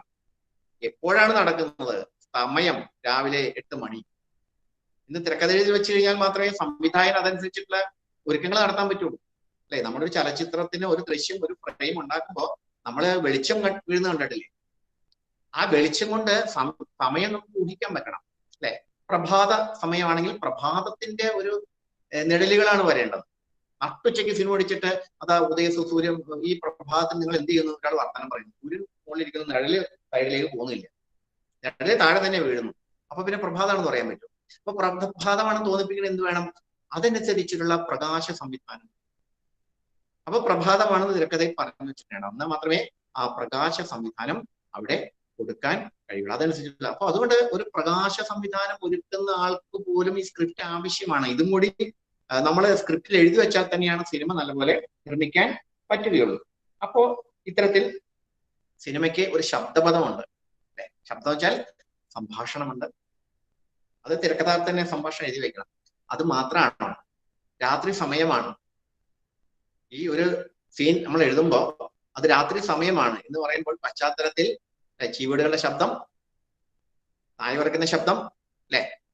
അല്ലെങ്കിൽ ഒരു പഴയ കെട്ടിടത്തിലേക്ക് കടന്നു ചെല്ലുന്ന സമയത്ത്, അല്ലെങ്കിൽ എവിടെയോ ഒരു മരണം നടന്ന് വീടന്വേഷിച്ച് പോകുന്ന നേരത്തെ അന്തരീക്ഷത്തിൽ ഒരു ഇരട്ട മണിയൊച്ച കേൾക്കണം. അത് തിരക്കഥാർത്ഥത്തോടെ അത് അറിഞ്ഞിരുന്നാൽ മാത്രമേ അവിടെ ഒരു ശബ്ദം, എന്ത് ശബ്ദമാണ് അവിടെ ഇടേണ്ടത് എന്ന് മുൻകൂട്ടി ഇല്ലെങ്കിൽ അത് വിട്ടുപോകും. സിനിമയിൽ എന്തൊക്കെ നമുക്ക് ഉപയോഗിക്കാനുണ്ടോ അതൊക്കെ നല്ലൊരു തിരക്കഥയിൽ നമ്മൾ എഴുതി വെക്കേണ്ടത് ആവശ്യമാണ്. ഓക്കെ, ഇനി നമുക്ക് ഇപ്പം നമ്മൾ പറഞ്ഞ കാര്യങ്ങൾ, ഒന്ന്, നമ്മൾ കഥയെ ഇതിവൃത്തമാക്കുന്നു, അതിനെ പല സന്ദർഭങ്ങളാക്കുന്നു, അതിനെ സീനുകളാക്കുന്നു, അതിനുശേഷം ഷോട്ടുകളായിട്ട് തിരിക്കുന്നു. ഈ ഷോർട്ടായിട്ടുള്ള സാധനത്തെയാണ് നമ്മൾ ഷൂട്ട് ചെയ്യുന്നത് എന്ന് പറഞ്ഞു. ശരി, ഇനി നമ്മൾ അറിയേണ്ട ഒരു കാര്യം, അപ്പോ ഷോട്ട് എന്ന് പറഞ്ഞാൽ ക്യാമറ തുറന്ന് അടഞ്ഞതിന് ശേഷം ഉള്ളതാണ്. സിനിമ എന്ന് പറഞ്ഞാൽ ഒരു ചലച്ചിത്രമാണ് നമ്മൾ മനസ്സിലാക്കുക. സിനിമയുടെ ഒരു പ്രത്യേകത എന്ന് വെച്ചാല് ചലനമാണ് അതിന്റെ ഏറ്റവും പ്രധാനപ്പെട്ട ഘടകം. നിങ്ങൾ ഒരു ദൃശ്യം ഇങ്ങനെ അനക്കാതെ ഇങ്ങനെ വച്ചുകൊണ്ടിരുന്നാൽ ഒരു 30 സെക്കൻഡുകൾ നമുക്ക് സഹിക്കാൻ പറ്റും. 30 സെക്കൻഡ് പോലും ദൃശ്യം നമുക്ക് സഹിക്കാൻ പറ്റില്ല. ചലനം ഉണ്ടാവും, നമ്മുടെ കണ്ണിനെ എൻഗേജ് ചെയ്യിപ്പിച്ചുകൊണ്ടിരിക്കണം. എന്നാൽ മാത്രമേ സിനിമയാവും, ചലച്ചിത്രമാണല്ലോ. ചലച്ചിത്രം, സിനിമയുടെ ഏറ്റവും പ്രധാനപ്പെട്ട ഒരു പേര് തന്നെ ചലച്ചിത്രം എന്നാണല്ലോ. അപ്പൊ എന്തൊക്കെ ചലിക്കാം ഒരു സിനിമയ്ക്കകത്ത്? എന്തൊക്കെ നമുക്ക് ചലിക്കാനാവും? ഒന്ന്, കഥാപാത്രങ്ങൾക്ക് ചലിക്കാം. കഥാപാത്രം എന്ന് വെച്ചാൽ അവര് കഥാപാത്രത്തെ അവതരിപ്പിക്കുന്ന നടന്മാർ. നമ്മുടെ ചില സിനിമകളുണ്ട്, ചില നീണ്ട ഷോട്ടുകളായിരിക്കും, നീണ്ട സന്ദർഭങ്ങളായിരിക്കും. അപ്പൊ മമ്മൂട്ടി ഒരുത്തിനോട് വെല്ലുവിളിച്ച് സംസാരിക്കുകയാണ്. അങ്ങനെ വെല്ലുവിളിച്ച് സംസാരിച്ച് ഇങ്ങനെ നിന്ന് കുന്തം പോലെ നിന്ന് സംസാരിക്കുകയല്ല ചെയ്യുന്നത്. ആ സംസാരിച്ചുകൊണ്ട് തന്നെ അയാൾ പതുക്കെ നടന്ന് ദില്ലി വന്ന് മറ്റവന്റെ പുറകെ കൂടി വന്നിട്ട് അവൻ സൈഡിൽ വന്ന് നിന്നിട്ട് സംസാരിക്കും. എന്തിനാന്ന് വെച്ച് കഴിഞ്ഞാല് ഇന്ന് സംസാരിച്ചാലും മതി, പക്ഷെ അത് നിശ്ചലത നമുക്ക് ഫീൽ ചെയ്യും. അത് ഫീൽ ചെയ്തിരിക്കാൻ വേണ്ടി കഥാപാത്രങ്ങൾ സഞ്ചരിച്ചുകൊണ്ടിരിക്കുക, ചലിച്ചുകൊണ്ടിരിക്കുക, കഥാപാത്രങ്ങൾ ചലിക്കുക. മറ്റൊന്ന്, പശ്ചാത്തലത്തില് ചലനം ഉണ്ടായാൽ മതി, നമുക്ക് ചലന പ്രതീതി ഉണ്ടാവും. ഉദാഹരണത്തിന് ഒരു കാമുകിയും കാമുകനും പാർക്കിൽ നിന്ന് സംസാരിക്കുന്നു. അവര് മാത്രം ഇന്ന് സംസാരിക്കുന്നതിന്റെ ഇടയ്ക്ക്, അല്ലെ, നമ്മൾ സിനിമയിൽ കണ്ടിട്ടില്ലേ, അതിന് ബാക്കിലൂടെ ചില ആളുകൾ അങ്ങോട്ടും ഇങ്ങോട്ടൊക്കെ നടന്നു പോകുന്നുണ്ടാവും. അത് ചുമ്മാ ഷൂട്ട് ചെയ്യണതിന്റെ ഇടയ്ക്ക് അപ്പുറത്ത് ആള് നടന്നല്ല, സംവിധായകൻ പറഞ്ഞു വിടുന്ന ആൾക്കാരാണ്. സംവിധായകൻ ഒരിടത്തും തള്ളിവിടുന്നു, ഒരാളെ തള്ളിവിടുന്നു. കാരണം ചലനം ഉണ്ടാക്കി അതിനിടയ്ക്ക് ചിലപ്പോൾ പശ്ചാത്തലത്തിലൂടെ കാറ് കടന്നു പോകും, എവിടെ നിന്ന് കാറ് കൊണ്ടുവന്നിട്ട് ഓടിക്കണം അവിടെ. എന്തിനാണ് ചലനം? പശ്ചാത്തലത്തിൽ ഈ ചലനം, നമ്മുടെ കണ്ണുകളെപ്പോഴും ചലനം ആഗ്രഹിച്ചുകൊണ്ടിരിക്കുന്നു, ചലനം സൃഷ്ടിക്കാം. മറ്റൊന്ന്, ക്യാമറയ്ക്ക് ചലിക്കാൻ പറ്റും. ഇങ്ങനെ ഇരിക്കുന്ന ക്യാമറ സൈഡിലേക്ക് ചലിക്കാം. അതിനെ പറഞ്ഞാൽ പാൻ ഷോട്ട് എന്ന് പറയും, പാനിങ് എന്ന് പറയും. അങ്ങനെ ക്യാമറ അങ്ങനെ ചലിക്കുന്നത്. ക്യാമറ മുകളിലേക്ക് ചലിക്കാം, താഴേക്ക് ചലിക്കാം. അതിന് ടിൽറ്റിംഗ് എന്ന് പറയും, ടിൽറ്റ് ഷോട്ട് എന്ന് പറയും. മറ്റപ്പോൾ അങ്ങനെയും നമുക്ക് ചലനം ഉണ്ടാക്കാം. പിന്നെ ഒരു പ്രധാനപ്പെട്ട രീതി എന്ന് വെച്ചാല് ഷോട്ടുകൾ വേഗം വേഗം മാറുക, അല്ലെ? ഇപ്പൊ ഒരാള് കാളവണ്ടി ഓടിച്ചിങ്ങനെ വരുന്നു, അല്ലെങ്കിൽ നമ്മളിപ്പോ കണ്ടിട്ടില്ലേ സിനിമയിലെ ഡാൻസ് സീൻ കണ്ടിട്ടില്ലേ? സിനിമയിലെ ഡാൻസ് അല്ല എന്നറിയാലോ. ഒരു 5 സെക്കൻഡ് ഒരാൾ നിങ്ങളുടെ കൈ കാണിച്ചിട്ട് അടുത്ത 5 മിനിറ്റ് കൈ കാണിച്ച് ചേർത്ത് വെച്ചാൽ ഒരു ഡാൻസിന്റെ കുറ്റ പോലെ തോന്നും. അപ്പോ സിനിമയിൽ എന്ത് വേണം? ഒരു കാളവണ്ടി ആയിട്ട് ഒരാൾ വരികയാണ്. അപ്പൊ നമ്മള് കാളവണ്ടി ഇങ്ങനെ വെറുതെ വന്നുകൊണ്ടിരിക്കുക മാത്രമല്ല കാണിക്കുക. സിനിമയിൽ ഷോർട്ടായിട്ട് കാളവണ്ടി വരുന്ന ഒരു വലിയ ലോങ് ഷോട്ട് കാണിച്ചു, അതിനുശേഷം കാളവണ്ടി അത് 2 സെക്കൻഡേ കാണുള്ളൂ. അതിനുശേഷം പിന്നെ കാണുന്നത് ഇതിനു വേണ്ടി ക്യാമറാമാൻ അവിടെ കൊണ്ടുവന്ന് ക്യാമറയ്ക്ക് സെറ്റ് ചെയ്ത് എത്രയോ നേരം എടുത്തിട്ടാണ് ഈ കാളവണ്ടി വരുന്ന ഒരു ഷോട്ട് എടുത്തത്. അതിനുശേഷം അയാളുടെ ഒരു മീഡിയം ഷോട്ട് എടുക്കണം. ആ കാളവണ്ടിയെ ഓടിക്കുന്ന കാളവണ്ടിക്കാരനെ കാണിക്കുമ്പോൾ ഒരു മീഡിയം ഷോട്ടാണ്. ക്യാമറ വീണ്ടും മാറ്റി ലെൻസൊക്കെ മാറ്റി അത് വീണ്ടും അതൊന്ന് ആ കാളവണ്ടിക്കാരന്റെ മുഖഭാവം ഒന്ന് കാണിച്ചു. അതിനുശേഷം അതിന്റെ ബാക്കിൽ നിന്ന് കാളവണ്ടിക്കാരന്റെ ഒരു പിൻഭാഗത്തു നിന്നുള്ള ഷോട്ട് കാണിച്ചു. ഇതിങ്ങനെ കാണിച്ചു. ഒരുപാട് തരത്തിലുള്ള ഷോട്ട് കാണിച്ചു കഴിഞ്ഞാൽ നല്ല ചലനപ്രതീതി ഉണ്ടാവും. 1930-കൾക്കൊക്കെ മുമ്പ് ഈ ക്യാമറ ചലിക്കുമായിരുന്നില്ലേ, പാൻ ഷോട്ടുകളില്ല. നിങ്ങളെ ബാറ്റിൽ ഷിപ്പ് പൊട്ടങ്കി എന്ന സിനിമ കണ്ടാൽ അറിയാം, ഭയങ്കര സ്പീഡുള്ള സിനിമയാണ്. പക്ഷെ അതിനകത്ത് ക്യാമറ ചലിക്കുന്നില്ല. എന്താ ചെയ്യുന്നത്? ക്യാമറ കുഞ്ഞു കുഞ്ഞു ഷോട്ടുകളാണ്, 3 സെക്കൻഡിൽ താഴെയുള്ള ഷോട്ടുകളാണ്. ക്യാമറ എങ്ങോട്ട് ഇടത്തോട്ടോ വലത്തേക്കോ മുകളിലേക്ക് താഴേക്ക് ചലിക്കാതെ ക്യാമറ ഇങ്ങനെ നിൽക്കുകയാണ്. അതിന് മുമ്പിലെ ഒരു ദൃശ്യം പകർത്തിയെടുക്കുകയാണ്. അത് പകർത്തിയെടുക്കുന്ന അതിൽ തന്നെ സൂം ഉണ്ട്, ക്ലോസപ്പ് ഉണ്ട്, ലോങ് ഉണ്ട്, അത് വീഡിയോ ഉണ്ട്, എല്ലാം ഉണ്ട്. ആ ഷോട്ട് ഒരു 3 സെക്കൻഡൊക്കെ ഉണ്ട്. അങ്ങനെ ഒരു 3 സെക്കൻഡിലുള്ള ഷോട്ടുകൾ എടുത്തിട്ട് 3-ൽ താഴെ സമയത്തേക്കുള്ള ചെറിയ ഷോട്ടുകൾ എടുത്തിട്ട് അത് 1 മിനിറ്റിൽ തന്നെ 20-25 ഷോട്ടുകളായിട്ട് ഭയങ്കര സ്പീഡ് നമുക്ക് തോന്നും. അപ്പൊ ഷോട്ടുകൾ ഇങ്ങനെ പുതിയ നിരന്തരം ഷോട്ടുകൾ മാറ്റിക്കൊണ്ട് ആ ഷോട്ട് തന്നെ പലതരത്തിൽ ലോങ് ഷോട്ട്, മീഡിയം ഷോട്ട് എന്നൊക്കെ പറഞ്ഞാൽ ആ ഷോട്ടുകൾ ഇങ്ങനെ ഒരുപാട് കാണിച്ചാൽ സ്പീഡ് തോന്നും. നിങ്ങൾ ഇനി ബാറ്റിൽ ഷിപ്പ് പൊട്ടങ്കി സിനിമയൊക്കെ എടുത്ത് നോക്കുക. അതിനകത്ത് ക്യാമറയല്ല ചലിക്കുന്നത്, അതിനകത്തുള്ള കഥാപാത്രങ്ങൾ ചലിക്കുന്നുണ്ട്.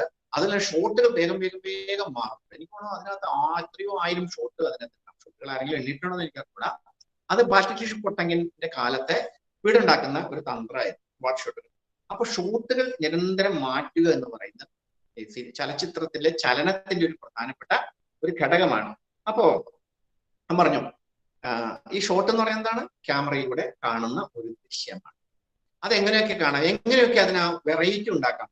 അത് ക്യാമറാമാന്മാരും സംവിധായകരും എപ്പോഴും വിചാരിക്കുന്നത് എങ്ങനെ ഈ ഷോട്ടുകളിൽ വെറൈറ്റി ഉണ്ടാക്കാം, ഷോട്ടുകളുടെ എങ്ങനെ കൂടുതൽ ചലനാത്മകമാക്കാം, എങ്ങനെ കൂടുതൽ നമുക്ക് ആവേശജനകമാക്കാം. അപ്പൊ അതിനുവേണ്ടി കുറെ കാര്യങ്ങളുണ്ട്. ഒന്ന്, ഞാൻ നേരത്തെ പറഞ്ഞു, അകലേ നിന്ന് കാണിക്കുന്ന ദൃശ്യം, ആ ലോങ് ഷോട്ട് അല്ലെ, 2 ആളുകൾ നിന്ന് സംസാരിക്കുന്നത് കാണിക്കണം, നിശ്ചിത അകലത്തിൽ നിന്ന് കാണിക്കണം.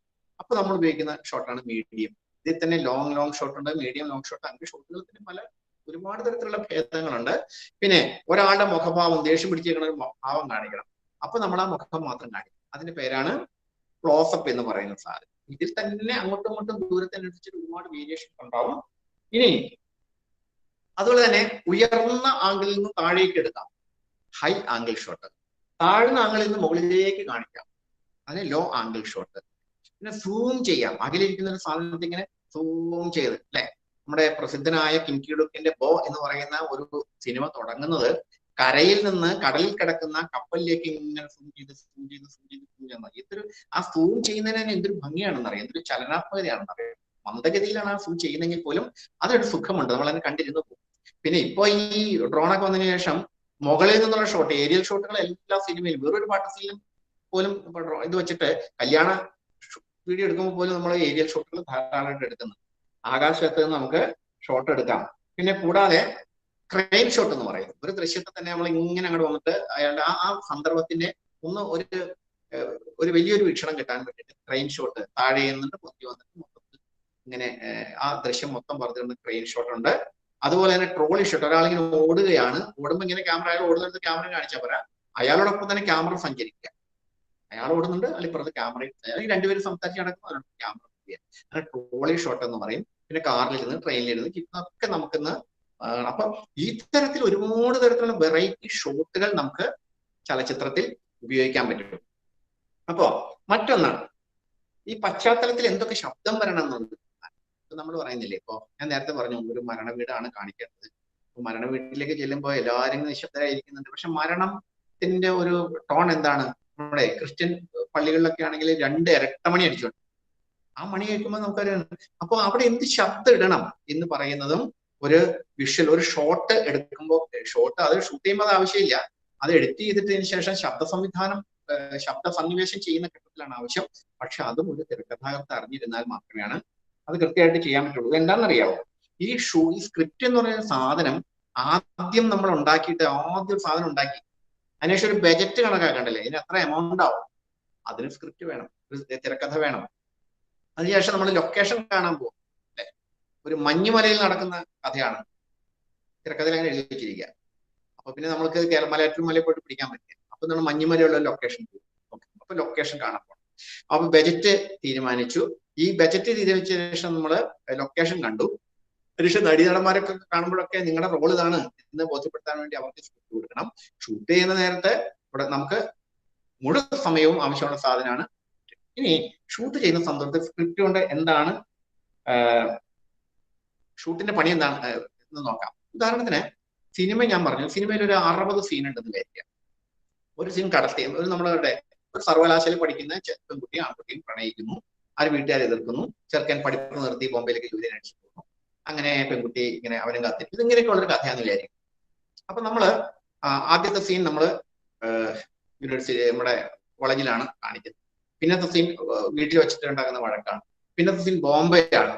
അതിനുശേഷം ഇവർ തമ്മിൽ ഒന്നിച്ച് വളരെ വർഷങ്ങൾക്ക് ശേഷം വേറൊരു നഗരത്തിൽ, ചെന്നൈ നഗരത്തിൽ ഒന്നിച്ച് കാണുന്നു. ഇതൊക്കെയാണെന്ന് വിചാരിക്കുക. ഇതെല്ലാം കൂടി നമ്മൾ ഷൂട്ട് ചെയ്യുന്നത് ഒറ്റയടിക്ക് എന്താ നമ്മൾ ചെയ്യുക? ആദ്യത്തെ ദൃശ്യം നമ്മൾ ചിലപ്പോൾ എടുക്കുന്നത് നമുക്ക് ചെന്നൈയിൽ നടനെ കിട്ടാൻ എളുപ്പമായതുകൊണ്ട് നമ്മള് 50ാമത്തെ സീനിലാണ് ചെന്നൈ നഗരം വരുന്നത്. അപ്പൊ എന്ത് വേണം? ചെന്നൈ നഗരത്തിലെ 50ാമത്തെ സീനാണ് സിനിമയിൽ ആദ്യം ഷൂട്ട് ചെയ്യുന്നത്. ഒന്നാമത്തെ സീൻ സിനിമ ഈ നാടകം പോലെ ഒന്നാമത്തെ സീൻ കഴിഞ്ഞ് രണ്ടാമത്തെ സീൻ അങ്ങനെയൊന്നും ഇല്ല. സിനിമ ഷൂട്ട് ചെയ്യുന്നത് ആദ്യം ഇപ്പൊ ചെന്നൈയിൽ വെച്ച് 40ാമത്തെ സീനുണ്ട്, 35ാമത്തെ സീനുണ്ട്, 50ാമത്തെ സീനുണ്ട് എന്ന് വെച്ചോളൂ. അപ്പൊ അത് മൂന്ന് മൂഡായിരിക്കും, 3 കാലങ്ങളായിരിക്കും. ഈ 3 കാലങ്ങളും പക്ഷേ നമ്മൾ എന്ത് ചെയ്യുന്നു? ചെന്നൈയിൽ ഒരു യൂണിറ്റ് അവിടെ ചെന്ന് കഴിഞ്ഞാല് ആദ്യം 35ാമത്തെ സീൻ എടുക്കും. നല്ല ആരോഗ്യത്തോടെ ഇങ്ങനെ ഉത്സാഹത്തോടെ നടക്കുന്ന കാലത്താണ് അന്നത്തെ വേഷം, അന്നത്തെ മേക്കപ്പ് ഇട്ട് അന്നത്തെ എടുത്തു. അതിനുശേഷം 40ാമത്തെ എത്തിക്കഴിഞ്ഞപ്പോൾ രോഗം പിടിച്ച് കിടക്കുകയാണ്, വേറെ സ്ഥലത്താണ്, വേറെ ആശുപത്രിയിലാണ്. അപ്പൊ അവിടുത്തെ വേഷമൊക്കെ മാറ്റി വെച്ചിട്ട് എല്ലാം ഒരു ദിവസമായിരിക്കും. ചിലപ്പോൾ ഉച്ചയ്ക്ക് ശേഷം ഷൂട്ട് ചെയ്ത് ഉച്ചയ്ക്ക് ശേഷം എടുക്കുന്നത്. അതിനുശേഷം 40ാമത്തെ സീൻ എടുത്തു, അല്ലെങ്കിൽ 50ാമത്തെ സീൻ എടുത്തു. അങ്ങനെ ചെന്നൈയിൽ വെച്ച് എടുക്കാവുന്ന കാര്യങ്ങളൊക്കെ അവിടെ ഷൂട്ട്. അതിനുശേഷം എന്ത് ചെയ്യുന്നു? അതിനുശേഷം ബോംബെയിലേക്ക് പോകുന്നു. സെറ്റ് എല്ലാം കൂടി ബോംബെ പോയി ബോംബെയിൽ വെച്ച് അവന്റെ ജീവിതം അവനെ അത് ചിലപ്പോ 16ാമത്തെയും 22ാമത്തെയും 28ാമത്തെയും സീനായിരിക്കും. അതൊക്കെ എടുത്തു. അപ്പൊ നമ്മള് ഈ സ്ക്രിപ്റ്റ് സംവിധാന സഹായി ഉണ്ടാവും. സഹായി ഓരോ സീനും ഷൂട്ട് ചെയ്ത് കഴിയുമ്പോൾ അത് മാർക്ക് ചെയ്ത് വെക്കും, ഒരു ബുക്കിൽ എഴുതി വെക്കും. ഈ ഷൂട്ട് ചെയ്ത ഫിലിം ഏത് ബുക്കില ഏത് എത്രാമത്തെ പേപ്പറാണ് വരുന്നതൊക്കെ എഴുതി വെക്കും. അപ്പോ ഈ അതിനുശേഷം ഒരു 10-15 ദിവസത്തിന് ശേഷമാണ് നമ്മൾ ഈ ചെറുക്കനും പെണ്ണും ആദ്യമായിട്ട് കണ്ടുമുട്ടുന്ന സീൻ, ഒന്നാമത്തെ സീൻ എടുക്കുന്നു. കുറച്ചും കൂടി പ്രായം കുറഞ്ഞ കാലമാണ് കാണിക്കുന്നത്. അതനുസരിച്ച് മേക്കപ്പ് ഒക്കെ ആയിട്ട് ഒന്നാമത്തെ സീൻ എടുക്കും. ഇതില്ലെങ്കിൽ ഈ ഇത്തരത്തിൽ ഷൂട്ട് ചെയ്യണമെങ്കിൽ സ്ക്രിപ്റ്റ് ഇല്ലെങ്കിൽ തിരക്കഥയിൽ ചെയ്യാൻ പറ്റില്ല. ഈ തിരക്കഥയുടെ വെച്ചിട്ട് നമ്മൾ ഇങ്ങനെ പല പല പല സീനുകളിൽ കിടക്കുന്നത് അതിന്റെ സ്ഥലത്ത് പോയി കഴിഞ്ഞാൽ അത് മാത്രം എല്ലാം ഷൂട്ട് ചെയ്യുന്നു. അങ്ങനെ മാർക്ക് ചെയ്ത് വന്നിട്ട് നമ്മൾ എല്ലാ സീനുകളും ഷൂട്ട് ചെയ്ത് തീർക്കുകയാണ് ചെയ്യുന്നത്. ചിലപ്പോൾ അതിനകത്ത് ചില ഷോട്ടുകൾ വേറെ എടുക്കേണ്ടി വരും. അപ്പൊ ആ ഷോട്ട് മാത്രം അവിടെ രേഖപ്പെടുത്തി വെക്കും. വേറെ സന്ദർഭത്തിൽ വേറെ എവിടെയെങ്കിലും പോയിട്ട് ഷൂട്ട് ചെയ്ത് എടുക്കുകയാണ് ചെയ്യുക. അതുകൊണ്ട് ഈ ഷൂട്ടിംഗ് നടക്കണമെങ്കിൽ നിങ്ങൾ കൃത്യമായ തിരക്കഥ വേണം. സീനായിട്ട് നമ്മൾ തീർത്ത് വരികയാണ്. അത് ആ ഒരു സ്ഥലത്ത് ചെന്ന് കഴിഞ്ഞാൽ ആ ഒരു സീനാണ് അവിടെ ഷൂട്ട് ചെയ്യുന്നത്. ഒരുപക്ഷെ സിനിമയിലെ ഏറ്റവും അവസാനത്തെ രംഗമായിരിക്കാം ആദ്യം ഷൂട്ട് ചെയ്യുന്നത്. അപ്പൊ ഇങ്ങനെ 1ാമത്തെ സീൻ, 10ാമത്തെ സീൻ, 16ാമത്തെ സീൻ, 32ാമത്തെ സീൻ, 38ാമത്തെ സീനൊക്കെ അവളുടെ വീട്ടിലാണ് നടക്കുന്നതായിരിക്കാം. അപ്പൊ അവളുടെ വീടായിട്ടൊരു സെറ്റൊക്കെ ഉണ്ടാക്കി വെച്ചിട്ടുണ്ടാവും, വീടിനെ എടുത്തിട്ടുണ്ടാവും. ആ വീട്ടിൽ വെച്ചിട്ട് ഈ സീനുകളൊക്കെ അങ്ങ് ഷൂട്ട് ചെയ്യുകയാണ്. പല കാലങ്ങളിലായിരിക്കും. അപ്പൊ പലതരം മേക്കപ്പ് വേണം, പലതരം വേഷങ്ങൾ വേണം. ഒരുപക്ഷെ വീട് 10 വർഷത്തിന് ശേഷം വീട് കുറെ പിടിഞ്ഞു വരണം. അപ്പൊ വീടിന് ആ മാറ്റം വരുത്തണം. ഇങ്ങനെയൊക്കെ ചെയ്ത് അവിടുത്തെ എല്ലാം ഷൂട്ട് ചെയ്തിട്ടാണ് പാക്കപ്പ് ചെയ്യുന്നത്. അവിടെ വേറെ സ്ഥലത്തേക്ക് പോകുന്നത്. അപ്പോ സിനിമ എന്ന് പറയുന്നത് ഇത്തരത്തിൽ ഒരുപാട് സാങ്കേതികത്വം ഉള്ളത് കൊണ്ട് സ്ക്രിപ്റ്റിലാണ് ഷൂട്ട് ചെയ്യാൻ പറ്റും. ചില ആളുകൾ ഷോർട്ടായിട്ട് എഴുതി വെച്ചിട്ടാണ്, ആ ഷോർട്ടായിട്ട് വിട്ടാണ് ഷൂട്ട് ചെയ്യുക. സീനായിട്ട് പോലും ഇല്ല, ഷോർട്ടായിട്ട്. ഒരു സീനിൽ തന്നെ നമുക്ക് അവൾ സ്വപ്നം കാണുന്ന എഴുതി വെച്ചു. അപ്പൊ സ്വപ്നം കാണുന്ന ഒരു ദൃശ്യം പിടിച്ച് സ്വപ്നം അവിടെ തന്നെ എടുത്ത് കാണാമല്ലോ. സ്വപ്നം കുറച്ചുകൂടി നല്ല സ്ഥലത്തായിരിക്കുമല്ലോ. അതങ്ങനെ അവിടെ വച്ചിട്ടുണ്ടാവും. അതിനുശേഷം ഒരു മാസം എല്ലാം കഴിഞ്ഞിട്ട് ബാക്കിയെല്ലാം കണക്ട് ചെയ്ത് സ്വപ്നം ഷൂട്ട് ചെയ്യാൻ വേണ്ടി രാമോജി റാവു ഫിലിം സിറ്റി പോയിട്ട് അവിടെ ഒരു സന്ദർഭം എടുത്ത് വെച്ചിട്ട് ആ സ്വപ്നം അവിടെ ഷൂട്ട് ചെയ്യും. അപ്പൊ ചിലപ്പോൾ ഒരു ഷോട്ടേ ഉണ്ടാവുള്ളൂ. നമ്മളിങ്ങനെ മാലാഖയെ പോലെ പറന്ന് നടക്കുന്ന ഒരു സീനായിരിക്കും. അത് വേറെ എവിടെ എല്ലാം കൂടി ചേർന്നിട്ടാണ് ഈ ഷൂട്ട് ചെയ്തതിനു ശേഷം ഈ സ്ക്രിപ്റ്റിന്റെ അടിസ്ഥാനത്തിൽ ഷൂട്ട് ചെയ്ത കാര്യങ്ങൾ ഇങ്ങനെ അടുക്കി അതിനാണ് എഡിറ്റിംഗ് എന്ന് പറയുന്നത്. അല്ലെ, ആദ്യം എഡിറ്റിംഗിന്റെ ആദ്യ ഘട്ടം എന്ന് പറഞ്ഞാൽ സീരിയൽ പറഞ്ഞ പോലെ തന്നെ ഈ റെക്കോർഡ് ചെയ്തിട്ടുള്ള ഫിലിമിൽ നിന്നുള്ള കട്ട് ചെയ്ത് ആദ്യം അവസാനം വരെയുള്ള സംഭവങ്ങൾ ഇങ്ങനെ അടുക്കി വെക്കും. അതിനാണ് എഡിറ്റിംഗ് എന്ന് പറയുന്നത്. അപ്പോൾ എഡിറ്റ് ചെയ്യുന്നിടത്തും എന്താവശ്യമാണ്? സ്ക്രിപ്റ്റ് ആവശ്യമാണ്. ഇനി ഞാൻ നേരത്തെ പറഞ്ഞു ഒരു പഴയൊരു വീട്ടിലാണ് ഇവളുടെ വീട്, കാമുകിയുടെ വീട് എന്ന് വിചാരിക്കുക, ഒരു പഴയ വീട്. ആ പഴയ വീട് എന്താണെന്ന് അറിഞ്ഞ് കൃത്യമായ വീടിന്റെ ഒരു ഘടനയൊക്കെ തിരക്കഥാർത്ഥം എഴുതി വെക്കണം. എന്നാൽ മാത്രമേ ആ വീട് ഇങ്ങനെയൊക്കെ ഉള്ളതാണെന്ന് പറഞ്ഞു കഴിഞ്ഞാൽ ഈ വീട് നമുക്ക് പക്ഷെ അന്വേഷിച്ചാൽ നമുക്ക് ഷൂട്ട് ചെയ്യുന്ന വീട് കിട്ടണമെന്നില്ല, അതുപോലത്തെ ഒരു വീട് കിട്ടില്ല. ആ വീട് പോലെ ഒരു സെറ്റ് ഉണ്ടാക്കുകയാണ്. സെറ്റ് ഉണ്ടാക്കുന്ന ആളുടെ പേരാണ് കലാസംവിധായകൻ. കലാസംവിധായകൻ എന്ത് ചെയ്യും? അതുപോലെ ഒരു സെറ്റ് അവിടെ ഉണ്ടാക്കണേ അയാൾക്കും വേണം ഈ സ്ക്രിപ്റ്റ്. അല്ലെ, കാമുകിയുടെ വീട്, ഇടിഞ്ഞു പൊളിച്ച വീട്, ചുമരിൽ പിള്ളേർ കാണാം, ഓല മേഞ്ഞാൽ പുല്ല് മേഞ്ഞ വീടാണെന്ന് പറഞ്ഞാൽ അതുപോലത്തെ വീട് നമുക്ക് അന്വേഷിച്ച് കണ്ടെത്തിയില്ലെങ്കിൽ സെറ്റ് ഇടാനേ പറ്റുള്ളൂ. ആ സെറ്റ് ഇടണമെങ്കിൽ ഇത് വേണം, ഈ സ്ക്രിപ്റ്റ് ആവശ്യമാണ്. ഞാൻ നിങ്ങളുടെ രസകരമായ ഒരു കാര്യം പറയാം. ഞാൻ സ്ക്രിപ്റ്റ് എഴുതി കഴിഞ്ഞാൽ ഞാൻ ഷാജിയും ഗവൺമെന്റിന് വേണ്ടി ഒരു സിനിമ സ്ക്രിപ്റ്റ് ചെയ്തിരുന്നു. അപ്പൊ 1971 നടക്കുന്ന ഒരു കഥയാണ്. അപ്പോ 71 നടക്കുന്ന ഇവിടെ ഒന്നുമല്ല, അങ്ങനെ ഹിമാചൽ പ്രദേശ് ബാക്ക്ഗ്രൗണ്ട് ആയിട്ട് മാറ്റി, സംവിധായകൻ മാറ്റി. അപ്പോ അതിനകത്ത് എഴുതി വെച്ചിരുന്നു ഇങ്ങനെ, ഡോക്ടർ ഗോപി പത്രം വായിച്ചിരിക്കും. എന്തെങ്കിലും ഗോപി ചെയ്തോട്ടെ എന്ന് വെച്ച് എഴുതി വെച്ചതാണ്. പക്ഷെ എന്നെ അത്ഭുതപ്പെടുത്തിയൊരു കാര്യം, ഷൂട്ടിങ്ങിനോട് അവിടെ ചെന്നപ്പോൾ അതിന്റെ കലാസംവിധായകൻ 1971 ഹിന്ദുസ്ഥാൻ ടൈംസ് പത്രത്തിൽ പോയിട്ട് ആ കാലത്തെ പത്രത്തിന്റെ സാമ്പിൾ എടുത്തിട്ട് അതുപോലെയുള്ള പത്രങ്ങൾ 10 ദിവസം പത്രം കൃത്യമായിട്ട് ഉണ്ടാക്കി വെച്ചിരിക്കുകയാണ്. എന്നിട്ട് എന്നോട് ചോദിക്കുകയാണ്, ഇത് ഏത് ദിവസത്തെ പത്രമാണ് അവിടെ? നമ്മുടെ സ്ക്രിപ്റ്റില് പത്രം വായിച്ചിരുന്നത് വെറുതെ എഴുതിയാൽ 1971 കാലമായതുകൊണ്ട് 1971 പത്രം വേണം. അത് കലാസംവിധായകൻ അത് ആ കാലമായിരുന്നു ആ പത്രം മുഴുവൻ ഉണ്ടാക്കി വെച്ചിരിക്കുകയാണ്. അപ്പൊ ഒരു തിരക്കഥാർത്ഥം എഴുതുന്ന ഓരോ കാര്യം വളരെ പ്രധാനമാണ് എന്ന് പറയാൻ വേണ്ടിയിട്ടാണ് ഞാനിത് നിങ്ങളോട് പറഞ്ഞത്. അപ്പൊ ഇത്തരത്തിലുള്ള ഷോട്ടുകളെ പറ്റിയുള്ള കാഴ്ച. ഇനി നമ്മള് രണ്ടു തരത്തിൽ നമുക്ക് ക്യാമറയിൽ കാര്യങ്ങൾ പിടിക്കാം. ഒന്ന് ബാഹ്യമായ കാര്യങ്ങൾ, അവൻ നടന്നു പോകുന്നു, ഒരു ക്യാമറ നടന്നു പോയാൽ മതി. അതേസമയം എന്താണ്, നമുക്ക് ബാഹ്യമായ ഒരുപാട് അനുഭവങ്ങളുണ്ട്. അവന്റെ മനസ്സ് കരയുകയായിരുന്നു, അവൻ വല്ലാതെ അസ്വസ്ഥനായിരുന്നു എന്ന് എഴുതി വെക്കുമ്പോൾ സാഹിത്യകാരനെ അങ്ങനെ എഴുതി വെക്കാം. തിരക്കഥാർത്ഥം എന്ത് ചെയ്യുന്നു, അവൻ അസ്വസ്ഥനായിരുന്നു എന്ന് എഴുതി വെച്ചാൽ പോരാ, ആ അസ്വസ്ഥത പ്രകടിപ്പിക്കുന്ന ഒരു രീതി, അവൻ നടന്നു പോകുമ്പോൾ വഴി കിടക്കുന്ന ഒരു ചെറിയൊരു പ്ലാസ്റ്റിക്കിന്റെ കൂട് കാലുകൊണ്ട് തട്ടിയെറിയുന്നു എന്ന് എഴുതി വെക്കണം. എന്തിനാണ്? അവൻ കാലുകൊണ്ട് തട്ടിയെറിയുന്ന അവന്റെ മനസ്സിന്റെ അസ്വസ്ഥത മുഴുവൻ അതിനകത്ത് തെളിയണം. അപ്പൊ അങ്ങനെയാണ് തിരക്കഥ എഴുതുക. അല്ലാതെ നമ്മൾ ഇങ്ങനെ എന്താണ് അവൻ ദുഃഖിച്ച് നടന്നു എഴുതി വെക്കാൻ പറ്റും. അപ്പൊ ഇത്തരത്തിൽ ഞാൻ ഈ പറഞ്ഞു വരുന്നത്, ഇങ്ങനെയുള്ള നിങ്ങളെ ഷോട്ടുകൾ എന്താണെന്ന് അറിയണം, സീൻ എന്താണെന്ന് അറിയണം, സീക്വൻസ് എന്താണെന്ന് അറിയണം, ആ കഥാപാത്രങ്ങൾ എന്താണെന്ന് അറിയണം, കഥാപാത്രങ്ങളുടെ ശരീര ചലനങ്ങൾ എന്താണെന്ന് അറിയണം. ഉദാഹരണം വേറെ കാര്യം പറയാം. അമ്മയും മകളും സംസാരിച്ചിരിക്കുന്ന ഒരു സീൻ നമ്മുടെ സിനിമയിൽ നമുക്ക് സാഹിത്യത്തിൽ പറയാം, അമ്മയും മകളും അടുക്കളയിൽ നിന്ന് സംസാരിക്കുക എന്ന് പറഞ്ഞിട്ട് സംസാരിപ്പിച്ചാൽ മതി എന്തെങ്കിലും. പക്ഷെ സിനിമയിൽ എന്താണെന്നറിയാമോ, നമ്മുടെ അമ്മയും മോളും സംസാരിക്കുന്ന ഇടയ്ക്ക് സംസാരിക്കാൻ മാത്രമല്ല ചെയ്യും, ഒരു വേറെ പണി കൂടി ചെയ്യും. അല്ലെങ്കിൽ അന്ന് ഭയങ്കര ബോറായിരിക്കും ആ സീൻ. അപ്പൊ അമ്മയും മോളും സംസാരിക്കുന്നു എന്ന് എഴുതി വെച്ച് കഴിഞ്ഞാൽ ഒരു നല്ല തിരക്കഥ അങ്ങനെ എഴുതി വെച്ചിട്ട് കാര്യമില്ല. അതിനിടയ്ക്ക് അമ്മ ഒരു പണി അവിടെ ചെയ്തു. നമ്മൾ കണ്ടില്ലേ, അമ്മ ഇങ്ങനെ അമ്മയും മകനും സംസാരിക്കുന്ന ദൃശ്യം കണ്ട് എപ്പോഴും അമ്മ മുറ്റത്ത് നിന്ന് തുണി കഴുകുന്നുണ്ടാവും. അമ്മ തുണി കഴുകിയിട്ട് തുണി ഇങ്ങനെ വിരിക്കുന്ന നേരത്തായിരിക്കും ചെക്കൻ വന്നിട്ട് സംസാരിക്കുന്നത്. എന്തിനാന്ന് വെച്ചാൽ അവിടെ തുണി കണ്ട് കാര്യമൊന്നുമില്ല, പക്ഷെ ഒരു ചലനം അവിടെ ഉണ്ടാവണം. അതുകൊണ്ട് എന്തെങ്കിലും ഒരു പണി അവിടെ ആ കഥാപാത്രങ്ങൾക്ക് കൊടുക്കണം. അപ്പൊ അടുക്കളയിൽ നിന്ന് അമ്മയും മകളും സംസാരിക്കുമ്പോൾ അമ്മ കുറച്ച് അരി എടുത്തിട്ട് അതിനകത്ത് ഇങ്ങനെ കല്ലുകളിയോ ഉണ്ടാവും, അല്ലെങ്കിൽ പച്ചക്കറി അരിയുന്നുണ്ടാവും. അപ്പൊ അങ്ങനെയുള്ള കൊച്ചു കൊച്ചു കൊച്ചു കൊച്ചു കാര്യങ്ങളുണ്ട്. ഇതൊരു തിരക്കഥാർത്ഥ അത് എഴുതി വെച്ചിരിക്കണം. അല്ലെങ്കിൽ ആ നേരത്തെ സംവിധാനം ബുദ്ധിമുട്ടുണ്ട്. പണിയെടുക്കാൻ ഈ കഥാപാത്രത്തിന് ഒരു പണിയെടുക്കേണ്ട, ഓരോ ഷോട്ടിലും അത് വേണം എന്നുള്ളതാണ്. ഓരോ സീനിലും എന്തെങ്കിലും ആ വെറുതെ വർത്തമാനം പറയുന്നത് മാത്രമല്ല, ആ പറയുന്നതോടൊപ്പം തന്നെ ആ സന്ദർഭത്തെ സജീവമാക്കാൻ വേണ്ടിയിട്ട് അവരൊരു എക്സ്ട്രാ ജോലിയും കൂടി പണിയും കൂടി കൊടുക്കണം. പലപ്പോഴും നമ്മൾ സ്ക്രിപ്റ്റ് എഴുതുമ്പോൾ ഏറ്റവും പ്രയാസം നേരിടുന്ന കേട്ടോ, അവരാ നേരത്തെ എന്ത് ചെയ്തുകൊണ്ടിരിക്കുന്നത്, അവർ വേറെ കാര്യം കൂടി ചെയ്യുന്നുണ്ടാവും. നമ്മളിപ്പോഴും വർത്താനം പറയുമ്പോൾ വർത്താനം പറയുക മാത്രമല്ല ചെയ്യുന്നത്, വേറെ എന്താ നിങ്ങൾ എഴുതിക്കൊണ്ടിരിക്കുന്നുണ്ടാവും, നമ്മൾ ചിലപ്പോൾ മൊബൈൽ ഫോൺ കുത്തുന്നുണ്ടാവും, അല്ലെങ്കിൽ പച്ചക്കറി എഴുതുന്നുണ്ടാവും, എന്തെങ്കിലും ഒന്നുണ്ടാവും. അത് ഔചിത്യത്തോടെ കൊടുക്കണം. അപ്പൊ അടുക്കളയിൽ നിന്ന് അമ്മയും മോളും സംസാരിക്കുമ്പോൾ അവിടെ പന്ത് കെട്ടി കളിക്കുന്നത് എഴുതാൻ പറ്റില്ല. മുറ്റത്ത് പിള്ളേരുന്ന് കളിക്കുമ്പോൾ പന്ത് കെട്ടണമെന്ന് പറയാം. അടുക്കളയിലാകുമ്പോൾ നടക്കില്ല. അപ്പൊ അടുക്കളയിൽ ചെയ്യാൻ പറ്റുന്ന പണി അവിടെ കൊടുക്കണം. പച്ചക്കറി ഇറങ്ങി അച്ചാർ ഇടുന്നു, എന്തെങ്കിലും എഴുതി ഇവിടെ വെക്കണം. ഈ തിരക്കഥ എഴുതാന്ന് പറഞ്ഞ അത്ര കാര്യമില്ല. അപ്പൊ ഇത്തരത്തിൽ ആ ദൃശ്യത്തെ ചലനാത്മകമാക്കാൻ ഷോട്ടുകൾ എങ്ങനെയൊക്കെ പ്രയോഗിക്കണം. സ്ഥലം എന്താണ്, ഏതാണ് സ്ഥലം, ഏതാണ് കാലം, ആ അവരുടെ ശരീരഭാഷ അല്ലെ. ഒരു ഉദാഹരണത്തിന് ഒരാൾ, ഞാൻ നേരത്തെ പറഞ്ഞില്ലേ, രോഷം, അവന്റെ മനസ്സിൽ അടക്കാനകത്ത് രോഷം ഉണ്ടായിരുന്നു. എങ്ങനെ കാണിക്കാം? അവന് പിടിച്ചിരിക്കുന്ന ഒരു കൈവരിയിൽ അവന്റെ കൈ കൊണ്ട് ഇങ്ങനെ അമർത്തി ഇങ്ങനെ പിടിക്കുന്നത് കാണിച്ചു കഴിഞ്ഞാൽ അവരുടെ കൈൻ്റെ ഒരു ക്ലോസ് അപ്പ് കാണിച്ചാൽ മതി, അവന് മനസ്സിന് രോഷം കിട്ടും. ഇത് തിരക്കഥാർത്ഥം എഴുതി വെക്കണം. അല്ലെ, അവന്റെ കൈവരിയിൽ അമരുന്ന അയാളുടെ മുഷ്ടിയുടെ ദൃശ്യം, ദൃശ്യം. അപ്പൊ സംവിധാനം എളുപ്പമായി അത് എഴുതി വയ്ക്കും. അപ്പൊ തിരക്കഥ എന്ന് പറയുന്നത് നമ്മളൊരു വീട് പണിയുന്നതിന് മുമ്പ് വീട് എങ്ങനെ ഇരിക്കണം എന്നതിനെ സംബന്ധിച്ച് മാസ്റ്റർ പ്ലാൻ ആവശ്യമാണ്. ആ മാസ്റ്റർ പ്ലാൻ എങ്ങനെ ഇരിക്കണം എന്ന് വെച്ചിട്ട് ഒരു രൂപരേഖ ആവശ്യമാണ്. അത് വീടിനെ സംബന്ധിച്ച് നമുക്ക് ഏകദേശം 5-6 വരകൾ കൊണ്ടൊക്കെ നടത്താം. ഒരു സിനിമയെ സംബന്ധിച്ച് അങ്ങേയറ്റം സൂക്ഷ്മമായിട്ട് വേണം തയ്യാറാക്കാൻ.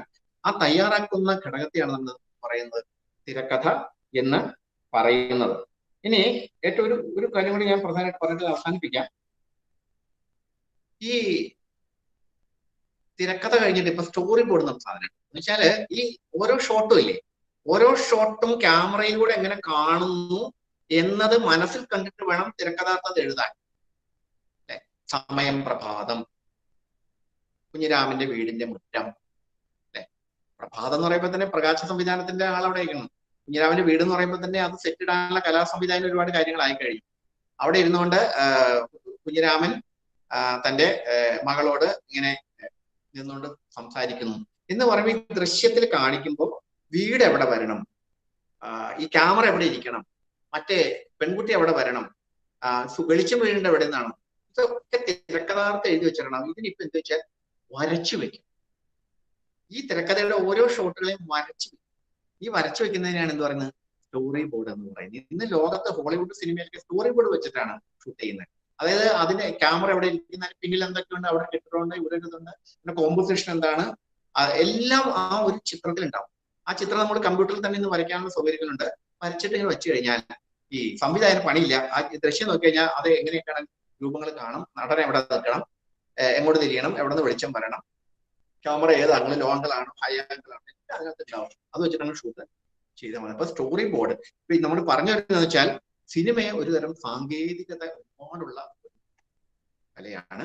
അപ്പൊ ഇത്തരം കാര്യങ്ങൾ നമ്മൾ മനസ്സിലാക്കിയിട്ട് ആണ് ഒരു തിരക്കഥ തയ്യാറാക്കുന്നത്. അതുകൊണ്ട് തിരക്കഥ പേരും പേപ്പറും പിടിച്ച് അങ്ങനെ തിരക്കഥ എഴുതുന്നതല്ല പ്രശ്നം.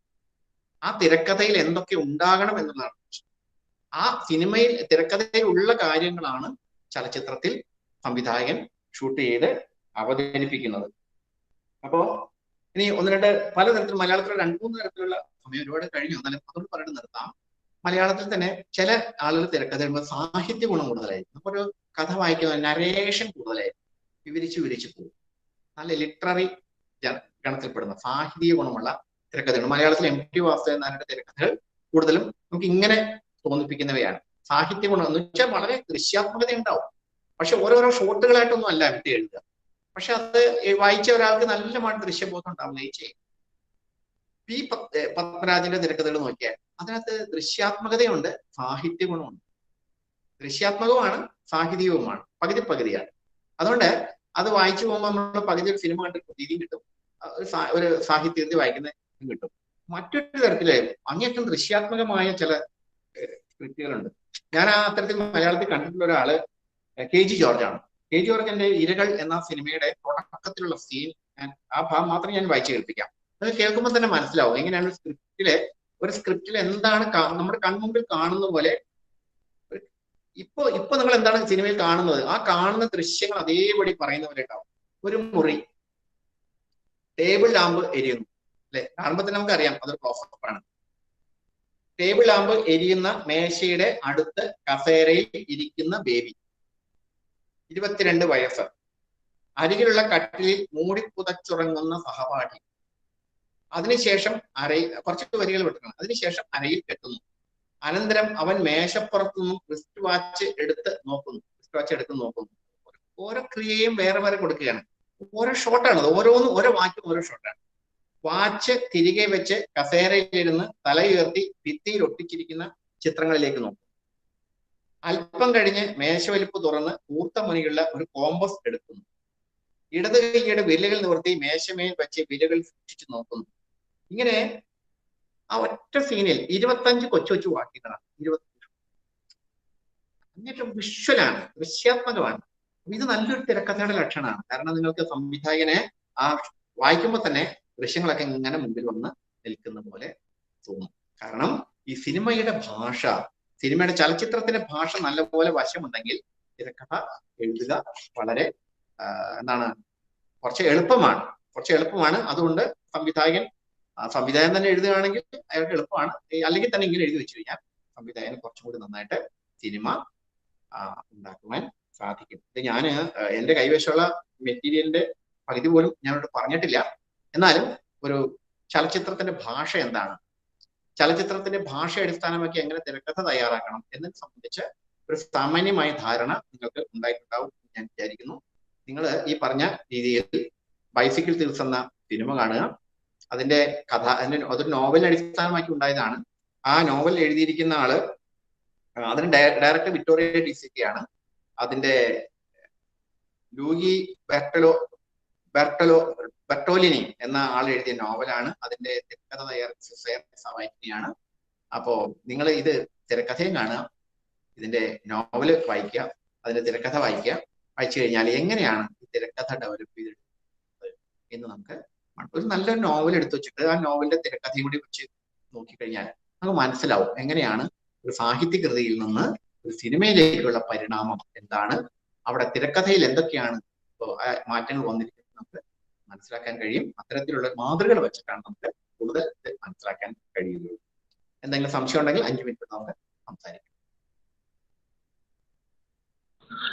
സാറേ, പലപ്പോഴും പല തിരക്കഥയൊക്കെ കാണുന്ന രസമൊക്കെ ആയിരിക്കും പോലും പലപ്പോഴും കാണുന്നവർക്ക് ഭയങ്കര ബോറടി ആയിരിക്കും. അപ്പം തിരക്കഥയുടെ പ്രശ്നമാണോ അതാ കാണുന്നവന്റെ ആ ഒരു മൂഡിന്റെ പ്രശ്നമാണോ, ആടെ പ്രശ്നമാണോ, തിരക്കഥയുടെ പ്രശ്നമാണോ? അതായത് നമ്മൾ സിനിമ എപ്പോഴും കഥയെ ഫോളോ ചെയ്യുക ചെയ്യും. ചിലപ്പോൾ നമുക്ക് കഥ ഇങ്ങനെ ഇങ്ങനെ ഇങ്ങനെ നീണ്ടു പോകുമ്പോൾ നമ്മൾ പറയില്ല വല്ല വരണ്ട് പോകും. നമ്മൾ സിനിമ ആസ്വദിക്കാൻ കഥ ഒരു ഘടകം മാത്രമേ ആവുന്നു. എനിക്ക് പലപ്പോഴും ഇയാൾ ചോദിച്ച പോലെ സിനിമ ബോറടിച്ചാൽ ഞാൻ ചെയ്യുന്ന ഒരു കാര്യം പിന്നെ ഷോട്ടുകൾ ശ്രദ്ധിക്കണം. നിങ്ങൾക്ക് കഥയിലൂടെ സിനിമ ആസ്വദിക്കാം. അതിന് വേണ്ടി ചിലപ്പോൾ നല്ല നല്ല സാങ്കേതികത്തിലുള്ള സിനിമയായിരിക്കും. അതിന് ഓരോ ഷോട്ടുകൾ, ഈ ഷോട്ടുകളുടെ ഭംഗി ഏത് ആംഗിളിൽ നിന്നുകൊണ്ടാണ് അല്ലെ. ഞാൻ ഗുണ എന്ന സിനിമയിലെ കമലഹാസൻ അഭിനയിക്കുന്ന ഈ റൗണ്ട് അടിക്കുന്ന ഒരു ഷോട്ടാണ്, 5 മിനിറ്റ് നീണ്ടുക്കുന്ന ഒരു ഷോട്ടാണ്. അമ്പരപ്പിക്കുന്ന ഒരു ഷോട്ടാണ്. കാരണം നമ്മൾ ആ ഷോട്ട് എങ്ങനെ പിടിച്ചു എന്ന് നമുക്ക് തോന്നി. പലപ്പോഴും പല സിനിമകളിലെയും ഷോട്ടുകൾ എടുക്കാൻ വേണ്ടി ഒരുപാട് പ്രയാസപ്പെടുന്നുണ്ട് ഈ ക്യാമറാമാൻ സംവിധായകരൊക്കെ. നമ്മൾ ഈ ഷോട്ട് എന്താണ്, ഈ ലോങ് ഷോട്ട് വരുന്നു, മീഡിയം ഷോട്ട് വരുന്നു, ഷോട്ടുകൾ ഇങ്ങനെ മാറിക്കൊണ്ടിരിക്കില്ലേ. ഈ ഷോട്ടുകൾ ശ്രദ്ധിച്ചാൽ മതി. ആ ഓരോ ഫ്രെയിം ആ ഷോട്ടിൽ ഉപയോഗിച്ച പ്രകാശം, ആ ഷോട്ടിൽ ഉപയോഗിച്ചിരിക്കുന്ന അതിന്റെ ടോൺ എന്താണ്, ആ ഷോട്ടിലെ ആംഗിൾ എന്താണ് എന്നൊക്കെ ശ്രദ്ധിച്ചാൽ നമുക്ക് സിനിമ ആസ്വദിക്കാം. കഥയിൽ മാത്രം നമ്മൾ മുഴുകുമ്പോൾ കഥ എവിടെ ട്രൈ ആവുന്നു അവിടെ സിനിമ പുറടിക്കും. അങ്ങനെ മാത്രമേ, ചിലപ്പോൾ മൊത്തം എല്ലാം പുറടിക്കും. സാങ്കേതികത ഉണ്ടാവില്ല, കലയുണ്ടാവില്ല, കഥയുണ്ടാവില്ല. അപ്പൊ പിന്നെ നമ്മൾ തിയേറ്ററിൽ നിന്ന് ഇറങ്ങി പോരുന്നതാണ് നല്ലത്. ചിലപ്പോൾ നമ്മൾ സാങ്കേതിക ചില സിനിമകൾ സഹിക്കാൻ പറ്റരുത്, അതതിന്റെ കഥയിലുള്ള ചില ഇതുകൊണ്ടാണ് അല്ലെ. ഞാനിപ്പോ അച്ഛനുറങ്ങാത്ത വീട് എന്നൊരു സിനിമ എനിക്ക് ഒരു ഘട്ടം കഴിഞ്ഞപ്പോൾ അത് സിനിമയാണ് തോന്നാണ്ടായി. കാരണം നമ്മൾ ഈ ലോകത്തിലെ വാർത്ത കേൾക്കുന്ന വല്ലാത്തൊരു ടെൻഷൻ വരാൻ തുടങ്ങി. അപ്പൊ സിനിമ ആസ്വദിക്കാം. അത് രസവിഘ്നങ്ങൾ എന്നൊക്കെ പറയില്ലേ, അതുപോലെ ഐഫോണാണ്. സിനിമ ബോറടിക്കുന്നുണ്ടെങ്കിൽ നിങ്ങൾ അതിന്റെ സെക്കൻഡ് ലെയറിലേക്ക് പോവുക, വെച്ചാല് അതിന്റെ ദൃശ്യാത്മകതയിലേക്ക് പോവുക. പിന്നെ അങ്ങനെ പോയി കഴിഞ്ഞാൽ സിനിമ ബോറടിക്കും. നിങ്ങൾ അങ്ങനെ ബോറടിക്കുന്ന ഘട്ടത്തിൽ സിനിമ ആസ്വദിക്കാൻ ഒരുപാട് വഴികളുണ്ട്, ഒരുപാട് രീതികളുണ്ട്. നമ്മൾ ഒന്നാമത്തെ രീതി അടയുമ്പോൾ രണ്ടാമത്തെ രീതി. പിന്നെ നല്ല കഥയാണെങ്കിൽ നല്ല സംവിധായകന്റെ കഴിവ് നമുക്ക് ബോറടിക്കാതെ കൊണ്ടുപോകാൻ ഈ ചലനം ഉണ്ടെങ്കിൽ അത്ര ബോറടിക്കില്ല. എന്തിനാണ് സിനിമ ബോറടിക്കുന്ന ഇടത്തിൽ സിനിമ ഹിന്ദി സിനിമയിലൊക്കെ ഇപ്പോഴും മലയാളത്തിലുണ്ട് ഈ പാട്ട് ഡാൻസ് സീൻ വെക്കുന്നത് എന്തിനാണെന്നറിയാമോ? കുറേ ദൃശ്യങ്ങൾ ഇങ്ങനെ വലിഞ്ഞു കഴിഞ്ഞ് പോയിട്ടുണ്ടാവും. അപ്പൊ നമ്മുടെ കണ്ണ് ബോറടിക്കാൻ തുടങ്ങും. അപ്പൊ കണ്ണുകൾ അങ്ങനെ എൻഗേജ് ചെയ്യിപ്പിക്കാൻ വേണ്ടി കുറെ ആളുകൾ നിന്നിട്ട് ആ പോകുന്നത് ഒരു വല്ലാത്ത ഡാൻസ് ഒക്കെ കളിച്ചില്ല. അപ്പൊ ഡാൻസ് കളിക്കുന്ന നമ്മൾ കണ്ടില്ലേ, ഭയങ്കര ചലനമാണ്. നിങ്ങൾക്ക് കണ്ണ് ഒരു സെക്കൻഡേ ഉള്ളൂ, ഒരേ വേഷം 10-100 പെൺകുട്ടികൾ ഇങ്ങനെ ഡാൻസ് കളിച്ചിട്ട് അത് ഒന്ന് കാണുമ്പോൾ തന്നെ വേറെ കളറിട്ട് വന്നു. ആ ഒരു 3 മിനിറ്റ് നിങ്ങളുടെ കണ്ണുകളെ കൊണ്ട് അങ്ങനെയാണ്. ആ ഒരു സിനിമ പിടിക്കാനുള്ള കാശ് ആ പാട്ട് സീൻ പിടിക്കാൻ ഉണ്ടാക്കിയിട്ടാണ്. പക്ഷെ അത് സിനിമകളിൽ അത് ആവശ്യമാണ്. അത് വാണിജ്യ മൂല്യം എന്താ ആയിക്കോട്ടെ, നിങ്ങളുടെ കണ്ണുകളെ കുറച്ചു നേരം എൻഗേജ് ചെയ്യിച്ചു എന്നുള്ളതാണ്. അത്തരം ഡാൻസുകൾ അതിനുവേണ്ടി ഉള്ളതാണ്. കാരണം സിനിമ ദൃശ്യ കലയാണല്ലോ. വിനോദിക്കാൻ പോണ ആളുകൾക്ക് കണ്ണുകൾ കൊണ്ട് ഇങ്ങനെ ഉത്സവം കാർണിവൽ ഉണ്ടാക്കണം. ഓക്കെ സാർ, ഇപ്പൊ പലപ്പോഴും പല സിനിമകളും ഒരേ കഥ പലപ്പോഴും പറയുന്നത്, പക്ഷെ അതൊരു കുറ്റമൊന്നുമില്ല പറയുന്നതൊന്നും അല്ലേ. അതായത് പറയുമ്പോൾ പലപ്പോഴും ഒരു സിനിമ തന്നെ, അതായത് 2-3 സിനിമകൾ എടുത്തുമ്പോൾ തന്നെ കഥ ഏറെക്കുറെ ഒന്നൊക്കെ തന്നെ ആയിരിക്കാം. പക്ഷെ ചില സമയത്ത് പലപ്പോഴും ക്ലീശകളൊക്കെ എങ്ങനെ തകർക്കാൻ പറ്റുന്ന അറിവുണ്ടോ? ഇത് പക്ഷെ നമ്മുടെ സിനിമയായിട്ട് ബന്ധപ്പെട്ടൊരു കാര്യമല്ല. ലോകത്തെ മൊത്തം എത്ര പ്രമേയങ്ങൾ ഉണ്ടെന്നതിനെ പറ്റി പഠനം കാണുന്നുണ്ട്. അതിൽ 33 ഘടനയുള്ളൂ. ലോകത്തെ എല്ലാ കഥകളും എടുത്താൽ അതിന് 33 സ്ട്രക്ചർ ഉള്ളതാണ്. സ്ട്രക്ചറൽ ഘടന പറയുന്നു. അതായത് ലോകത്തെ എല്ലാ ഇന്നോ രണ്ടോ എല്ലാ സാഹിത്യത്തിലും 33 തരത്തിലുള്ള പ്രമേയങ്ങൾ ഉണ്ടാക്കാം. പിന്നെ നമ്മൾ എന്താ ചെയ്യുന്നത്? അതിന് ഇപ്പൊ സിനിമയ്ക്ക് കഥ ഉണ്ടാക്കാൻ വളരെ എളുപ്പമാണ്. അങ്ങനെയാന്ന് വെച്ചാല് ഒരാള് കത്തിയും പിടിച്ച് വഴിയിൽ നിൽക്കും. നമുക്കറിയാം എന്തിനാണ് ആള്. അപ്പൊ ഒരു ചോദ്യം വന്നു, അയാൾ എന്തിനാണ് കത്തി പിടിച്ച് അവിടെ നിൽക്കുന്നത്? അപ്പൊ പല ഉത്തരങ്ങൾ കൊടുക്കാലോ. അയാള് ഒരാളെ കൊല്ലാനാണ്, ഈ പശുവിനെ കയറ് കഴിച്ചുകൊണ്ടിരാൻ വേണ്ടിയിട്ടാണ്, അല്ലെങ്കിൽ അയാൾ എന്താണ് ചക്ക മുറിക്കാൻ വേണ്ടിയാണ്. അങ്ങനെ പല പല ഉത്തരങ്ങൾ കൊടുക്കാം. പക്ഷെ നമ്മൾ അതിൽ നിന്ന് ഒരു സാധ്യത നമുക്ക് എടുക്കാൻ പറ്റും. എന്ത് ചെയ്തു? കൊല്ലാനാണ്, ഒരാളെ കൊല്ലാൻ. അപ്പൊ അടുത്ത ചോദ്യം വന്നു, ആരെ കൊല്ലാൻ? അല്ലെ, ആൾക്ക് തന്നെ കൂട്ടുകാരനെ കൊല്ലാം, കാമുകനെ കൊല്ലാം, അല്ലാതെ തന്റെ ഭാര്യയുടെ കാമുകനാണെന്ന് കൊല്ലാം, ബോസിനെ കൊല്ലാം. ആരെ കൊല്ലാൻ തീരുമാനിച്ചു? ബോസിനെ കൊല്ലാൻ തീരുമാനിച്ചു. അപ്പൊ എന്തിനു പോന്നു? ഇങ്ങനെ എല്ലാറ്റിനും ഒരു എന്താണ് കാര്യകാരണ ബന്ധങ്ങൾ ഇങ്ങനെ നമ്മൾ പുതിയ പുതിയ പുതിയ വാതിൽ തുറന്നു പോയൊരു പുതിയ കഥ ഉണ്ടാക്കാൻ. ഈ ചെറിയ വേരിയേഷൻസ് ആണ് ഓരോ കഥയും വ്യത്യസ്തമാക്കുന്നത്. അതായത് നമുക്ക് ഓരോ ജീവിത സന്ദർഭത്തിലും ആയിരക്കണക്കിന് സാധ്യതകൾ നിൽക്കുന്നുണ്ട്. നമ്മൾ ഒരു സാധ്യത ഉപയോഗിക്കാൻ പറ്റും. ആ സാധ്യത തുറക്കുന്നുണ്ട്, പിന്നെ തുറക്കുന്നത് വീണ്ടും ഒരു 100 സാധ്യത വന്ന് നിൽക്കും. അതിൽ നമ്മൾ ഒന്നേ തുറക്കണം. അങ്ങനെ പോകുമ്പോൾ നമ്മൾ തുറക്കുന്ന ഓരോന്നും പുതിയ ഒരു സാധ്യതയാണെങ്കിൽ നമ്മൾ പുതിയ കഥയിലേക്ക് പോകും. ഒരു പക്ഷേ നമ്മൾ ക്ലീശയാണെന്ന് തോന്നുന്ന പല കാര്യങ്ങൾക്കകത്തും ഇത്തരത്തിലുള്ള ട്വിസ്റ്റുകളുണ്ടാവും. പുതിയ പുതിയ സാധ്യത ഏതെങ്കിലും എവിടെയെങ്കിലും തുറന്നിട്ടുണ്ടാവും. ആദ്യം മുതൽ അവസാനം വരെയും ഒരെണ്ണം തുറന്നിട്ടില്ലെങ്കിൽ പുതുതായിട്ട് തുറക്കണമെങ്കിൽ നമുക്ക് ബോറടി. പക്ഷെ എവിടെയെങ്കിലുമൊക്കെ പുതുതായിട്ട് തുറന്നിട്ടുണ്ടാവും. അല്ലെ, ഏതെങ്കിലും തരത്തിലുള്ള ഒരു വ്യത്യസ്തതയുള്ള ഒരു ഡോറാണ്, ഒരു സാധ്യതയാണ് തുറന്നിട്ടുണ്ടാവുക. ആ വ്യത്യസ്തത നമ്മൾ മനസ്സിലാക്കി ലോകത്ത് ഇപ്പൊ കാമുകനും കാമിയും തമ്മിലുള്ളല്ലേ പ്രണയം. ലോകത്ത് ലക്ഷക്കണക്കിന് കഥകളും നോവലുകളും ഉണ്ടാക്കിയിട്ടും ഓരോ പ്രണയത്തെയും പുതിയ പ്രണയത്തെ ആവുന്ന എങ്ങനെയാണ്? ഈ പറഞ്ഞാൽ എന്തെങ്കിലും ഒരു പുതിയ ട്വിസ്റ്റ് അവിടെ സംഭവിക്കുന്നതുകൊണ്ടാണ്. അതുകൊണ്ട് നമ്മൾ ആ പുതിയ പുതിയ സാധ്യതകൾ തുറക്കാൻ ശ്രമിക്കുക. എനിക്ക് തോന്നുന്നു സമീപകാലത്ത് മലയാളത്തിൽ സിനിമയിൽ ഉണ്ടാകുന്ന പല കഥകളും ഇത്തരത്തിലുള്ള പുതിയ സാധ്യതകൾ തുറക്കാനുള്ള ശ്രമം നടത്തുന്നു. അതുകൊണ്ട് ഒരിക്കലും കഥ തീർന്നു പോകുന്നില്ല.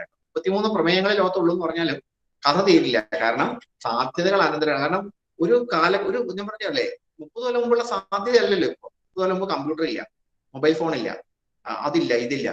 ഇത് വരുമ്പോ സാധ്യതകൾ കൂടിയില്ലേ? അല്ലെ, ഞങ്ങളുടെ കാലത്ത് കത്തിന്റെ സാധ്യതയുണ്ട്. അല്ലെ, കൂട്ടുകാരന് കത്തെഴുതുന്ന കത്തില്ല, പക്ഷെ മെസ്സേജ് അയക്കാം, വേറെ സാധ്യതയാണ്. ഇപ്പൊ സീ യു സൂൺ എന്ന് പറയുന്ന സിനിമ മൊബൈൽ ഫോൺ വന്നപ്പോൾ ഉണ്ടാവുന്ന സിനിമയില്ല. ഒരു പുതിയ സാധ്യത തുറക്കല്ലേ. അതിനകത്തുള്ള ഈ പെൺകുട്ടിയെ തട്ടിക്കൊണ്ടുപോയിട്ട് അങ്ങനെ പെൺകുട്ടികളെ അടിമകളാക്കി വെക്കുന്ന കഥയൊക്കെ നമ്മൾ എത്ര കേട്ടിട്ടുണ്ട്. പക്ഷെ സിനിമയുടെ ട്രീറ്റ്മെന്റ് മാറിയില്ലേ? വേറൊരു പുതിയൊരു സാധ്യത തുറക്കുകയാണ്. മൊബൈൽ ഫോൺ ഉണ്ടാവുമ്പോൾ ഉണ്ടാവുന്ന ഒരു സാധ്യതയാണ് സീ യു സൂൺ എന്ന് പറയുന്ന സിനിമ. അത്തരത്തിൽ ഓരോ കണ്ടുപിടുത്തവും ഓരോ മാറ്റവും ഓരോ പുതിയ ഭരണപരമായ മാറ്റം പോലും നമ്മുടെ കഥകൾ. ഇനി ഞാൻ ഒരു കാര്യം പറയാൻ പറ്റുള്ളൂ, നമ്മുടെ നാട്ടിൽ തിരക്കഥ എഴുതുന്ന ഒരു കാര്യം കൂടി ശ്രദ്ധിക്കണം. സെൻസർ നിയമങ്ങളുണ്ട് നമ്മുടെ നാട്ടിൽ. അതുകൊണ്ട് സെൻസർ നിയമങ്ങളൂടെ അറിഞ്ഞിട്ട് വേണം തിരക്കഥ എഴുതാൻ. കാരണം ഈ ചില സീനുകൾ നമ്മൾ പബ്ലിക്കായിട്ട് കാണിക്കാൻ പറ്റില്ല. എനിക്ക് ഒരാൾ തിരക്കഥ എഴുതാൻ പറയുമ്പോൾ എനിക്ക് കേട്ടപ്പോൾ തന്നെ ഞാൻ പറഞ്ഞു, ഇത് പബ്ലിക്കായിട്ട് കാണിക്കാൻ പറ്റാത്ത ഒരു സാധനമാണ്, ഇത് ഉണ്ടാക്കിയിട്ടൊരു കാര്യമില്ല, ഞാൻ തിരക്കഥ എഴുതില്ല എന്ന് പറഞ്ഞു. എന്നിട്ടും അദ്ദേഹം വേറെ ആർക്കൊണ്ട് തിരക്കഥ എഴുതി. പക്ഷെ ആ സിനിമയ്ക്ക് സെൻസർഷിപ്പ് കിട്ടിയില്ല, അത് പ്രദർശിപ്പിക്കാൻ കഴിയാതെ പോയി. അതുകൊണ്ടാണ് സെൻസർഷിപ്പ് നിയമങ്ങൾ കൂടി അറിഞ്ഞാലേ നല്ല തിരക്കഥ എഴുതാൻ പറ്റും. ഓക്കെ സാർ, അവസാനം ഈ പറയുന്ന പോലെ ട്വിസ്റ്റ് ഇല്ലാത്തൊരു സിനിമ വിജയിപ്പിക്കാൻ പറ്റുമോ? അതിലെന്താ സാറിന്റെ അഭിപ്രായം? ട്വിസ്റ്റ് ഒന്നും കൂടാതെ സിനിമ സാധാ രീതിയിൽ പോകുന്നു, നമ്മൾ അത്ര വലിയ ട്വിസ്റ്റ് ഒന്നും കാണുന്നില്ല, വളരെ സാധാരണമായ ഒരു കഥ പറഞ്ഞു പോകുന്നു. പലപ്പോഴും ട്വിസ്റ്റ് അവതരിപ്പിക്കുന്ന പറയുമ്പോൾ പ്രേക്ഷകർ അല്പം കൂടെ താല്പര്യം ഉണ്ടാക്കാൻ വേണ്ടി പിടിച്ചിരുത്താൻ വേണ്ടി കാണിക്കുന്നു. പക്ഷെ പലപ്പോഴും എന്ന് പറയുമ്പം ട്വിസ്റ്റുള്ള സിനിമകളെ ആൾക്കാർക്ക് ഇഷ്ടപ്പെടാറുള്ളൂ, ശ്രദ്ധിക്കപ്പെടാറുള്ളൂ. അപ്പൊ അതിനെ മാറ്റിക്കൊണ്ട് ട്വിസ്റ്റ് ഒന്നും ഇല്ല, ഒരു സാധാ നിലയിൽ പോയാൽ അങ്ങനെ വിജയിപ്പിക്കാൻ വല്ലോ കുറുക്ക് വഴികളോ അല്ലെങ്കിൽ എന്തെങ്കിലും കൊച്ചു കൊച്ചു പണികളോ വല്ലതും ഉണ്ടോ അങ്ങനെ തിരക്കഥയിൽ? അല്ലെങ്കിൽ കുറുക്ക് വഴി തന്നെയാണ് പുതിയ ട്വിസ്റ്റ് എന്ന് പറയുന്നത്. അല്ലാണ്ട് പറഞ്ഞ ഒരു സാധനം അതേപടി പറഞ്ഞു കഴിഞ്ഞാൽ ഒരു ട്വിസ്റ്റും ഇല്ല, ഒരു പുതുമയില്ല. ആളുകൾക്ക് വേണ്ടല്ലോ. ഇന്നലെ കാണിച്ച അതേ സാധനം ഇന്ന് കാണിച്ചു കഴിഞ്ഞാൽ ആളുകൾക്ക് വേണ്ടി ഇന്നലെ കണ്ടു കഴിഞ്ഞു. ഒരു ഉദാഹരണത്തിന് നമ്മള് മലമ്പുഴയ്ക്ക് ടൂർ പോയി കഴിഞ്ഞ വർഷം. ഈ വർഷവും മലമ്പുഴയ്ക്ക് ടൂർ പോകാന്ന് പറഞ്ഞാൽ നമുക്ക് താല്പര്യമുണ്ടോ? ഒന്നുമില്ലല്ലോ. പക്ഷെ മലമ്പുഴയിൽ നിന്ന് പുതിയ സംവിധാനം വന്നിട്ടുണ്ട് എന്നാൽ നമ്മളത് കാണാം. ഇല്ലെങ്കിൽ പിന്നെ മലമ്പുഴ പോകണം എന്തിനാ? അത് കഴിഞ്ഞ വർഷം കണ്ടു. അതുപോലെ തന്നെയാണ് സിനിമയും. നിങ്ങൾ കഴിഞ്ഞ വർഷം കണ്ട അതേ മലമ്പുഴ കാണാൻ വേണ്ടി ഇത്തവണ അതേ മലമ്പുഴയ്ക്ക് പോകണ്ട. അതുപോലെ നിങ്ങൾ ഇന്നലെ കണ്ട ഒരു തീം, ഒരു സിനിമ, ഒരു സാധാരണ കാര്യം അതേപടി കാണാൻ ഇന്ന് പോകേണ്ട കാര്യമില്ല. ഇന്ന് എന്തെങ്കിലും ഒരു പുതുമ. നമ്മൾ ചില സർക്കസ് കണ്ടിട്ടില്ലേ? എല്ലാ സർക്കസ് ഐറ്റങ്ങളും ഇന്ന് തീർത്തുകളയില്ല. ഒരു 2 ഐറ്റം നാളെ വേറെ പുതിയത് അതിന്റെ അടുത്ത്, എന്നാലും പിന്നെ ആള് വരും. സിനിമയ്ക്ക് ബാധകമാണ്. നിങ്ങൾ എന്തെങ്കിലും തരത്തിലുള്ള ഒരു വ്യത്യസ്തത നിങ്ങൾ കാണിക്കുന്നില്ല, പിന്നെ ആ സിനിമ ഉണ്ടാക്കേണ്ട കാര്യമില്ലല്ലോ. അല്ലെ, ഇന്നലെ ഒരാളൊരു സിനിമ ഉണ്ടാക്കിയിട്ട് അതുപോലെ ഞാൻ സിനിമ ഉണ്ടാക്കേണ്ട കാര്യം, കാരണം അയാൾ ഉണ്ടാക്കി കഴിയും. അപ്പൊ അതുകൊണ്ട് അത് ആ കാര്യം സിനിമ എന്ന് പറഞ്ഞ ആളുകൾ കാണാൻ വേണ്ടി കൂടിയല്ല. അപ്പൊ ആളുകളെ ആകർഷിക്കാൻ പിന്നെ വേണ്ട, നിങ്ങൾ സിനിമ ആരും കണ്ടില്ലെങ്കിൽ കുഴപ്പമില്ല, എന്റെ സിനിമ ഞാൻ ഇങ്ങനെ എന്ന് വിചാരിച്ചിട്ട് പിടിക്കുന്നവർക്ക് കുഴപ്പമൊന്നുമില്ല. ആളുകൾ കാണണമെങ്കിൽ അതിന് അതിൻ്റെതായ ചില എന്താണ് വ്യത്യസ്തതകൾ നമ്മൾ കൊടുത്തു തന്നെയാണ്. അത് നോവലും സാഹിത്യമൊക്കെ അങ്ങനെയല്ലേ. ഇന്നലെ എഴുതിയ പോലെ തന്നെ ഞാനൊരു നോവൽ എന്ന് എഴുതി, വേറെ ആൾ എഴുതിയ നോവൽ പറഞ്ഞു അതിനകത്ത് അല്ലെ എന്തെങ്കിലും തരത്തില് ചെറിയ മാറ്റം വരുന്ന സ്ഥലം മാത്രം മാറ്റിയിട്ട് ഞാൻ സിനിമയൊക്കെ എടുക്കായിരുന്നു, ആളുകൾ കാണും. സാറേ, ലാസ്റ്റ് ആയിട്ട് ഈ തിരക്കഥ ഒരു ജോലിയാക്കി എടുക്കുക, അപ്പൊ അതിലുള്ള ഒന്ന് വിവരിക്കുക. എന്ന് വെച്ചാൽ ഉടനെ ഒന്നും കയറി പറ്റാനൊന്നും പറ്റില്ല. കാര്യം എന്ന് വെച്ചാൽ പ്രസിദ്ധനല്ല, സ്വാഭാവികമായിട്ടും വലിയ വലിയ ഡയറക്ടേഴ്സ് ഒന്നും കഥ കേൾക്കാൻ വലിയ താല്പര്യം കാണിക്കത്തില്ല. അപ്പൊ സ്വാഭാവികമായിട്ട് ഇതിനെ ഒരു തൊഴിലാക്കി എടുക്കുക, അതിന് എന്തൊക്കെയാണ് പ്രത്യേകിച്ച് ചെയ്യേണ്ടത്? വല്ലോ സാർ അങ്ങനെ എല്ലാം പറയാൻ പറ്റുമോ? ഇതൊക്കെ നമുക്കൊക്കെ ആഗ്രഹമുണ്ട്. സിനിമയിൽ പോയിട്ട് തിരക്കഥയൊക്കെ നമ്മൾ വിറ്റ് നല്ല കാശുണ്ടാക്കി കാശുകാരനാണെന്നൊക്കെ എനിക്കും പണ്ട് ആഗ്രഹമൊക്കെ ഉണ്ടായിരുന്നു. പക്ഷെ അതിന്റെ പ്രശ്നം എന്താ വെച്ച് കഴിഞ്ഞാല് നമ്മുടെ നാട്ടിലെ സിനിമ ഫീൽഡ് എന്ന് പറയുന്നത് തന്നെ കുറെ പ്രൊഫഷണൽസിന്റെ ഒരു ലോകമാണ്. നമ്മുടെ നാട്ടിലെ തിരക്കഥ വ്യക്തികൾ എഴുതുന്നതാണ്. അതൊരു എന്താ പറയുക, തൊഴിലായിട്ട് എടുക്കാൻ പറ്റുന്നില്ല. അതൊരു കലാസൃഷ്ടിയായിട്ട് തന്നെ ഇപ്പോഴും നിലനിൽക്കുകയാണ്. അതുകൊണ്ട് സംവിധായകൻ ഇഷ്ടമുള്ള ഒരാളുടെ ഒരു കഥ എടുത്തിട്ട് അത് ചെയ്യുകയാണ് ചെയ്യുന്നത്. അതേസമയം ഇപ്പൊ അമേരിക്കയിലൊക്കെ നമ്മൾ കാണുന്നുണ്ടല്ലോ, അത് അവർക്ക് അങ്ങനെ പ്രത്യേകിച്ച് വ്യക്തികൾ തിരക്കഥ, ഒരു വ്യക്തി തിരക്കഥ എഴുതി കൊടുക്കുകയല്ല ചെയ്യും. അവർക്ക് തിരക്കഥ എഴുതാൻ ഒരു ടീം ഉണ്ട്. കഥ ഉണ്ടാക്കാൻ, സിനിമയ്ക്ക് കഥ ഉണ്ടാക്കാൻ ഒരു ടീമുണ്ട്, അതിന് തിരക്കഥ എഴുതാൻ ഒരു ടീമുണ്ട്, ആ സിനിമയിലെ സ്പെഷ്യൽ ഇഫക്റ്റുകൾ എന്തൊക്കെ വേണം എന്ന് തീരുമാനിക്കുന്നുണ്ട്. എല്ലാം പ്രൊഫഷണൽസ് ആണ്. അത്തരത്തിലുള്ള പ്രൊഫഷണലിസം നമ്മുടെ നാട്ടിൽ വന്നിട്ടില്ല. സിനിമാ രംഗത്ത് അതിനുവേണ്ടി കുറെ ആൾക്കാർ നടക്കുന്നതല്ല, വ്യക്തികളാണ് എപ്പോഴും എഴുതുന്നത്. നമ്മൾ ശ്രദ്ധിച്ചില്ലേ, ഒരു ടീം തിരക്കഥ എഴുതി നമ്മളെപ്പോഴും കണ്ടു. അതൊരു തൊഴിലല്ലാത്തതുകൊണ്ടാണ്. കാരണം എന്ന് വെച്ചാൽ അത് തിരക്കഥ എഴുതാൻ കെൽപ്പുള്ള ഒരാളെടുത്ത് ഒന്നര ആളുടെ അടുത്ത് കൊടുത്ത് ചെയ്യിപ്പിക്കുകയാണ് ചെയ്യുന്നത്. അത് അതിനുള്ള സ്കില്ല് നമ്മൾ ഉണ്ടാക്കിയെടുത്താൽ നമുക്ക് അത്തരം സ്വീകാര്യത. മറ്റു രാജ്യങ്ങളിൽ അങ്ങനെയല്ല. പലയിടത്തും ഇത് പഠിപ്പിക്കുന്ന ഇത് തിരക്കഥ, ഈ തിരക്കഥയെ പറ്റിയുള്ള ഏറ്റവും വലിയ പഠനം നടത്തിയിട്ടുള്ള എഡ്വേർഡ് സൈദ് എന്ന് പറയുന്ന ഒരാളാണ്, അമേരിക്കക്കാരനാണ്. അയാളുടെ സേവനം, അയാളുടെ കൺസൾട്ടൻസി അമേരിക്കയിലെ ഹോളിവുഡ് സിനിമകളൊക്കെ നിർമ്മിക്കുന്ന ആൾക്കാരുടെ സഹായം സ്വീകരിക്കും.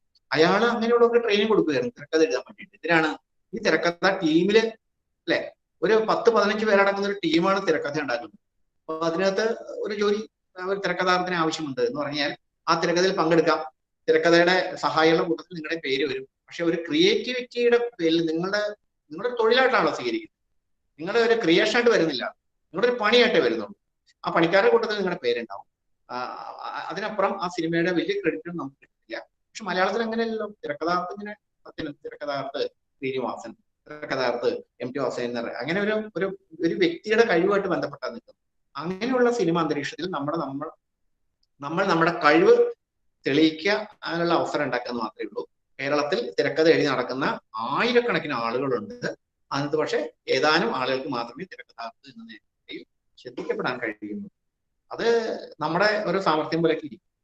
നമ്മുടെ സാമർഥ്യം, നമ്മുടെ സ്ക്രിപ്റ്റ് എഴുതാനുള്ള വൈഭവം, ആ സ്ക്രിപ്റ്റ് അംഗീകരിപ്പിക്കാനുള്ള വൈഭവം, പിന്നെ നമുക്ക് വേണ്ടി കാശ് മുടക്കാൻ കഴിവുള്ള ആളുകൾ, സംവിധായകർ, ഇവരൊക്കെ ഉണ്ടെങ്കിൽ നമുക്ക് ചിലപ്പോൾ രക്ഷപ്പെട്ടു പോകാൻ മാത്രമേ ഉള്ളൂ. അതുകൊണ്ട് അതൊരു തൊഴിലായിട്ട് എടുക്കാൻ ഇപ്പൊ ശ്രമിക്കണ്ട. നമ്മുടെ നാട്ടിൽ അതിനുള്ള സ്കോപ്പില്ല. പിന്നെ എന്ത് വേണം, നമ്മുടെ വേറൊരു ജോലിയൊക്കെ ഉണ്ടാക്കി വെച്ചിട്ട് ഇത് ശ്രമിച്ചുകൊണ്ടിരിക്കുക. നമ്മുടെ തിരക്കഥ ആരെക്കൊണ്ടെങ്കിലൊക്കെ എടുപ്പിക്കാൻ പറ്റുന്ന നോക്കുക. ഏതെങ്കിലും കാലത്ത് ഒരു നല്ല തിരക്കഥ ആരെങ്കിലും സംവിധായകൻ എടുത്തു, സിനിമ ഉണ്ടാക്കി, നല്ല വിജയം നേടി, പിന്നെ നമ്മുടെ പുറകെ വരും. കാരണം താരമൂല്യം വളരെ പ്രധാനമാണ്. സ്ക്രിപ്റ്റ് റൈറ്റർമാർക്കുണ്ട്. ഒരാളുടെ സ്ക്രിപ്റ്റ്, ഇപ്പൊ MT വാസുദേവൻ സ്ക്രിപ്റ്റ് എന്ന് പറയുന്ന സിനിമ ഉറപ്പ് വിജയിക്കുന്നത് ഉറപ്പാണല്ലോ. ചില ആളുടെ സ്ക്രിപ്റ്റ് ഉണ്ടെങ്കിൽ തന്നെ ആ സിനിമ അപ്പൊ തന്നെ ക്ലിക്ക് ചെയ്ത് കഴിയും. കാരണം ആ സ്ക്രിപ്റ്റിൽ എന്തെങ്കിലും ഉണ്ടാവും, നമുക്കറിയാം. അങ്ങനെ ഉണ്ടാവും എന്ന് നമ്മൾ ലോകത്തെ കൊണ്ട് പറയിപ്പിക്കാനുള്ള ഒരു കഴിവ് നമുക്കുണ്ടെങ്കിൽ ചെയ്യാം. ഓക്കെ സാറേ, അപ്പൊ അങ്ങനെയെങ്കിൽ ഈ പറയുന്ന പോലെ ഒരു നല്ല പത്രപ്രവർത്തനം ആവുകയാണെങ്കിൽ ഒരേ സമയം തിരക്കഥയൊന്നും റെഡിയാവത്. കാര്യം എന്ന് വെച്ചാൽ പത്രപ്രവർത്തനം എന്ന് പറയുമ്പം പ്രധാനമായിട്ടും ആ ഒരു വ്യക്തി സമൂഹമായി നല്ല ഇടപഴകുന്നു, ഒരു നല്ല ടച്ച് വരുന്നു. അപ്പം അദ്ദേഹത്തിന് സ്വാഭാവികമായിട്ടും ഒരു നല്ല സ്ക്രീൻ റൈറ്റർ ആവാനുള്ള നല്ല സാധ്യതയില്ല. അപ്പം അതുമായിട്ട് ചേർത്തുകൊണ്ട് പോകാനും അങ്ങനെ ഒരു തൊഴിലാക്കി എടുക്കാനും പറ്റത്തില്ലേ? അതായത് സ്ക്രീൻ റൈറ്റിംഗ് എന്ന് പറയുമ്പം ആ തൊഴിലേക്ക് എത്താൻ വേണ്ടി, ഒപ്പം അതിലേക്ക് എത്തുന്ന ആ ഒരു നിമിഷം വരെ ഈ ന്യൂസ് പേപ്പർ ആ ഒരു മേഖലയിൽ ജീവിക്കുന്നു, വേണ്ട പോലെ ചെയ്യുന്നു. അങ്ങനെ എന്താ പറയുന്നത്? അല്ല, ഇതൊക്കെ ലോട്ടറി പോലെയാണ്. കിട്ടിയെന്ന് പറയാനേ പറ്റുള്ളൂ. നമ്മളിപ്പോ എനിക്കറിയാലോ 10-15 സ്ക്രിപ്റ്റ് എഴുതി നടക്കുന്ന ആളുകൾ കേരളത്തിൽ സംവിധായകന് വേണമെങ്കിൽ എന്ത് ചെയ്യും? നമ്മൾ എഴുതി അധ്വാനം മുഴുവൻ പാഴാക്കാന്നല്ലാതെ. അതിനുവേണ്ടി തന്നെ ജീവിച്ച ആൾക്ക് ജീവിച്ച് തൊലഞ്ഞുപോയ ജീവിതങ്ങൾ എത്രയുണ്ട് കേരളം? സിനിമാ സംവിധായകനാവാൻ നടന്ന് തൊലഞ്ഞുപോയി, സിനിമ നടനാവാൻ ശ്രമിച്ച് തൊലഞ്ഞുപോയി, സിനിമ തിരക്കഥാകൃത്താവാൻ ശ്രമിച്ച് തൊലഞ്ഞുപോയി. എല്ലാം അങ്ങനെ തൊലഞ്ഞുപോയ 100 പേര് തൊലയുമ്പോഴാണ് ഒരു 2 പേര് ഒന്നാമത് സിനിമയിൽ അത്ര ആളെ വേണ്ടു. 1000 പേര് കലാകാരന്മാരുണ്ടെങ്കിലും എത്ര നടന്മാരെ നമുക്ക് വേണം? നമ്മള് സിനിമ കാണാൻ പോകുമ്പോൾ ഇതുവരെ കാണാത്തൊരു പുതിയ ആളെ അഭിനയിച്ച ആ പടം നമ്മൾ കാണില്ല. നമ്മൾ പറയും നമ്മളെ അഭിനയിപ്പിച്ചോടെ, കുടുംബങ്ങൾക്ക് അവസരം കൊടുത്തൂടെ. അപ്പൊ നമ്മൾ തന്നെ അങ്ങനെയുള്ള പടങ്ങളെ കാണുന്നു. എന്നിട്ട് നമ്മൾ താരമാണെന്ന് നമ്മൾ വിചാരിക്കുന്നത്. ഒരു നടനായിട്ട് ഒരു പടത്തിൽ മമ്മൂട്ടിയെ പോലെ മോഹൻലാൽ പൃഥ്വിരാജിന്റെ താരമാണെന്നാണ് നമ്മൾ അഭിനയിക്കാൻ തുടങ്ങുന്നത് നമ്മുടെ ആഗ്രഹം. ഒരു പുതുമുഖത്തിന് അവസരം കൊടുത്തുകൂടെ എന്ന് പറഞ്ഞിട്ട് നമ്മൾ താരമായി കഴിഞ്ഞാൽ നമ്മുടെ അവസരം കൊടുക്കില്ല. അപ്പൊ ഇതൊക്കെ എന്ന് പറയുന്നത് നമ്മുടെ ഒരു എന്താണ് ഭാഗ്യപരീക്ഷണാണ്. പലപ്പോഴും സിനിമയിൽ ഭാഗ്യപരീക്ഷണമാണ് നടക്കുന്നത്. ഒരുപാട് പേര് രക്ഷപ്പെടാതെ പോകുന്നുണ്ട്. അപ്പോൾ നമ്മൾ ലോട്ടറി എടുക്കുന്ന പോലെയാണ്. ലോട്ടറി ടിക്കറ്റ് എടുക്കുന്ന പോലെ ഈ സിനിമാ രംഗത്തിന് വേണ്ടി ശ്രമിക്കാന്ന് മാത്രമേ ഉള്ളൂ. വിജയിച്ചോളണമെന്ന് യാതൊരു നിർബന്ധമില്ല. അതുകൊണ്ട് ഞാൻ പറയുന്ന വെച്ചാൽ ഒരു 100% പ്രൊഫഷണൽ എടുക്കുന്നതിന് മുമ്പ് നമുക്ക് ജീവിച്ചു പോകാൻ ഒരു വരുമാനം വേണ്ടേ? അതിനുള്ളൊരു വഴിയും കൂടി കണ്ടുവെക്കണം നല്ലതാണ്. രക്ഷപ്പെടട്ടെ. ഓക്കെ. ഇനി ആരെങ്കിലും അല്ല, ഷോൺ സത്താജി മാത്രമാണ് ചോദിക്കുന്നുള്ളൂ. വേറെ ആരെങ്കിലും ചോദിക്കുന്നുണ്ടെങ്കിൽ അവർക്ക് വേണ്ടി അവസരം കൊടുക്കാം. എനിക്ക് ഇത്രയേ ഉള്ളൂ. ബാക്കി ചോദിച്ചോളൂ വേറെ ആരെങ്കിലും ഒക്കെ. കൂട്ടത്തിൽ ആർക്കെങ്കിലും ചോദിക്കണേ ചോദിക്കൂ. നമുക്ക് നമ്മുടെ സമയം ഇല്ലെങ്കിൽ നമുക്കത് നിർത്താം. വേറെ ആരും ചോദിച്ചതിന് സജിക്ക് വല്ലതും ചോദിക്കണമെങ്കിൽ ചോദിക്കും, നമുക്ക് നിർത്താം. ഒരു കാര്യം ചെയ്യൂ, വേറെ ആരും ചോദിക്കുന്നില്ലെങ്കിൽ ഷോൺ തന്നെ ചോദിച്ചു, നമുക്കത് നിർത്താം. അവസാനത്തെ ചോദ്യം ചോദിച്ചിട്ട് നിർത്താം. ഹലോ. Okay sir. അപ്പം പ്രധാനമായിട്ട് ഈ പറയുന്ന പോലെ ഈ സിനിമയിലൊക്കെ കഥാപാത്രങ്ങളുടെ ആ ഒരു സംഭാഷണം, അതുപോലെ തന്നെ അവരുടെ മനസ്സിൽ നടക്കുന്ന പ്രധാനപ്പെട്ട കാര്യങ്ങൾ, അത് മാത്രം പറയാൻ വളരെ സിമ്പിളാണ്. പക്ഷെ അതേസമയം നേരെ മറിച്ച് ഒരു റൂമില് ടേബിൾ ഇരിക്കുന്നു, ആ ടേബിളിന്റെ കളർ ഇങ്ങനെയാണ് അങ്ങനെയാണ്, അതുപോലെ ബുക്ക് ആ പൊസിഷനിൽ ഇരിക്കുന്നത്, അതൊക്കെ എന്ന് പറയുമ്പോൾ പറയാനും എഴുതാനൊക്കെ എഴുതുമ്പോൾ ചിലപ്പോൾ പ്രയാസം വരും. ഞാൻ നോക്കിയിട്ട് പലപ്പോഴും പറയുമ്പോഴും കേൾക്കുമ്പോഴും വളരെ സിമ്പിൾ ആണെങ്കിൽ പോലും അത് ഒരിടത്തിരുന്ന് ചിന്തിച്ചെടുക്കുമ്പോൾ ഇച്ചിരി പ്രയാസമാണ്. നമുക്ക് ആ ഒരു സമയത്ത് ആ ഒരു കഥാപാത്രങ്ങളുടെ പ്രധാനമായിട്ടും സംഭാഷണങ്ങൾ, മാനസിക സംഘർഷങ്ങളെ പെട്ടെന്ന് എഴുതിയെടുക്കാൻ പറ്റും. എന്നാൽ അതേസമയം അവരുടെ ചുറ്റുമുള്ള വേറെ പല കാര്യങ്ങൾ, ഇപ്പൊ മരങ്ങള്, അതുപോലെ തന്നെ ചുറ്റുമുള്ള ശബ്ദങ്ങള്, അതൊക്കെ ഗ്രഹിച്ച് എഴുതേണ്ട ആവശ്യം അത്ര ഉണ്ട്. ആ ഒരു ഐഡിയ ഉണ്ടായാൽ പോരെ ഷൂട്ടിംഗ് സമയത്ത്? അതായത് നമ്മൾ തിരക്കഥ എഴുതുമ്പോൾ എഴുതി വെക്കുക, ഷൂട്ട് ചെയ്യുന്ന ആളെ ഷൂട്ട് ചെയ്തോളാം. ഇതിപ്പോ എന്തൊക്കെ നമ്മൾ എഴുതി വെച്ചാലും ലൊക്കേഷനിൽ ചെന്നിട്ടാണല്ലോ ഷൂട്ട് ചെയ്യുന്നത്. അപ്പൊ ലൊക്കേഷന്റെ സന്ദർഭം വെച്ച് എല്ലാം മാറും. ചിലപ്പോൾ നമ്മൾ എഴുതി വെക്കുന്ന പോലെ ഒന്നുമല്ല ലൊക്കേഷൻ കിട്ടുക. അപ്പൊ ലൊക്കേഷന്റെ ആ സാഹചര്യങ്ങൾ ഉപയോഗിച്ചിട്ട് ഒരുപാട് തിരക്കഥയിൽ മാറ്റങ്ങളൊക്കെ വരും. അതൊക്കെ ഉണ്ടാവും. നമ്മള് തിരക്കഥാർത്ഥം എഴുതുമ്പോ എന്താണോ പറയാൻ ഉദ്ദേശിക്കുന്നത് അതിനുള്ളൊരു പശ്ചാത്തലം ഒരുക്കുക എന്നുള്ളതാണ് തിരക്കഥാർത്ഥം ചെയ്യുന്നത്. സിനിമ എന്താവും എന്നുള്ളത് സിനിമ സംവിധായകൻ തീരുമാനിക്കും. ഓക്കെ. കുറെ കുട്ടികളുടെ പേരൊക്കെ കാണുന്നുണ്ടല്ലോ. നിങ്ങളുടെ കോളേജിലെ കുട്ടികൾ സെന്റ് മൈക്കിൾസ് കോളേജിലെ കുട്ടികൾ തന്നെയാണോ എല്ലാവരും? അതെ അതെ. കുട്ടികളല്ലാതെ പുറത്തുനിന്നുണ്ട്. Okay okay. അതെ, നമ്മുടെ പഴയ കുട്ടികളൊക്കെ കാണുന്നു. കൊള്ളാം. ശരി. ഇത് ഞാനൊരു കാര്യം പറഞ്ഞ് അവസാനിപ്പിക്കാം. ഇതൊരു വലിയ വിഷയമാണ്. ഞാൻ ഒരു 3 മണിക്കൂർ കൊണ്ട് പറയേണ്ട കാര്യമാണ്. ഞാൻ 1 മണിക്കൂറാണ്. കുറെ കാര്യങ്ങൾ ഇങ്ങനെ കിടക്കുകയാണ്. ഇത് ഓരോ ഘടകവും എടുത്ത് വെച്ച് 3 മണിക്കൂർ സംസാരിക്കാൻ എനിക്കൊരു പ്രയാസമില്ല. ഇങ്ങനെ അതായത് ഒരു തിരക്കഥ എഴുതുന്ന ആളുടെ ഭാഗത്തു നിന്നുകൊണ്ട് പറയാം, സിനിമ പഠിക്കുന്ന ഒരാള് ഭാഗത്തു നിന്നുകൊണ്ട് പറയാം. ഞാനിപ്പോ സിനിമ പഠിക്കുന്ന ഒരാള് ഭാഗത്തു നിന്നാണ്. ഒരു സിനിമ കാണുമ്പോൾ നിങ്ങൾ അതിന് പിന്നിൽ എന്തൊക്കെ ഒരു തിരക്കഥാകൃത്ത് എന്തൊക്കെ ചെയ്തിരിക്കണം എന്നുള്ള കാര്യം മാത്രമേ ഞാൻ പറഞ്ഞിട്ടുള്ളൂ. പിന്നെ സിനിമയുടെ ഈ സെയ്ത് ഇതൊക്കെ പറയുന്ന ചില കാര്യങ്ങളുണ്ട്. ചെയ്യാല് സിനിമയുടെ കഥ ഉറപ്പിക്കുന്ന ഒരു ആദ്യത്തെ 20 മിനിറ്റ്, പിന്നെ അതിന് മിഡ് പോയിന്റ് എന്ന് പറയും, അതിന് ഒരു ഏറ്റുമുട്ടൽ സംഘർഷാത്മകമായ ഒരു മിഡില്, അതിനെ നിർവഹണത്തിലേക്ക്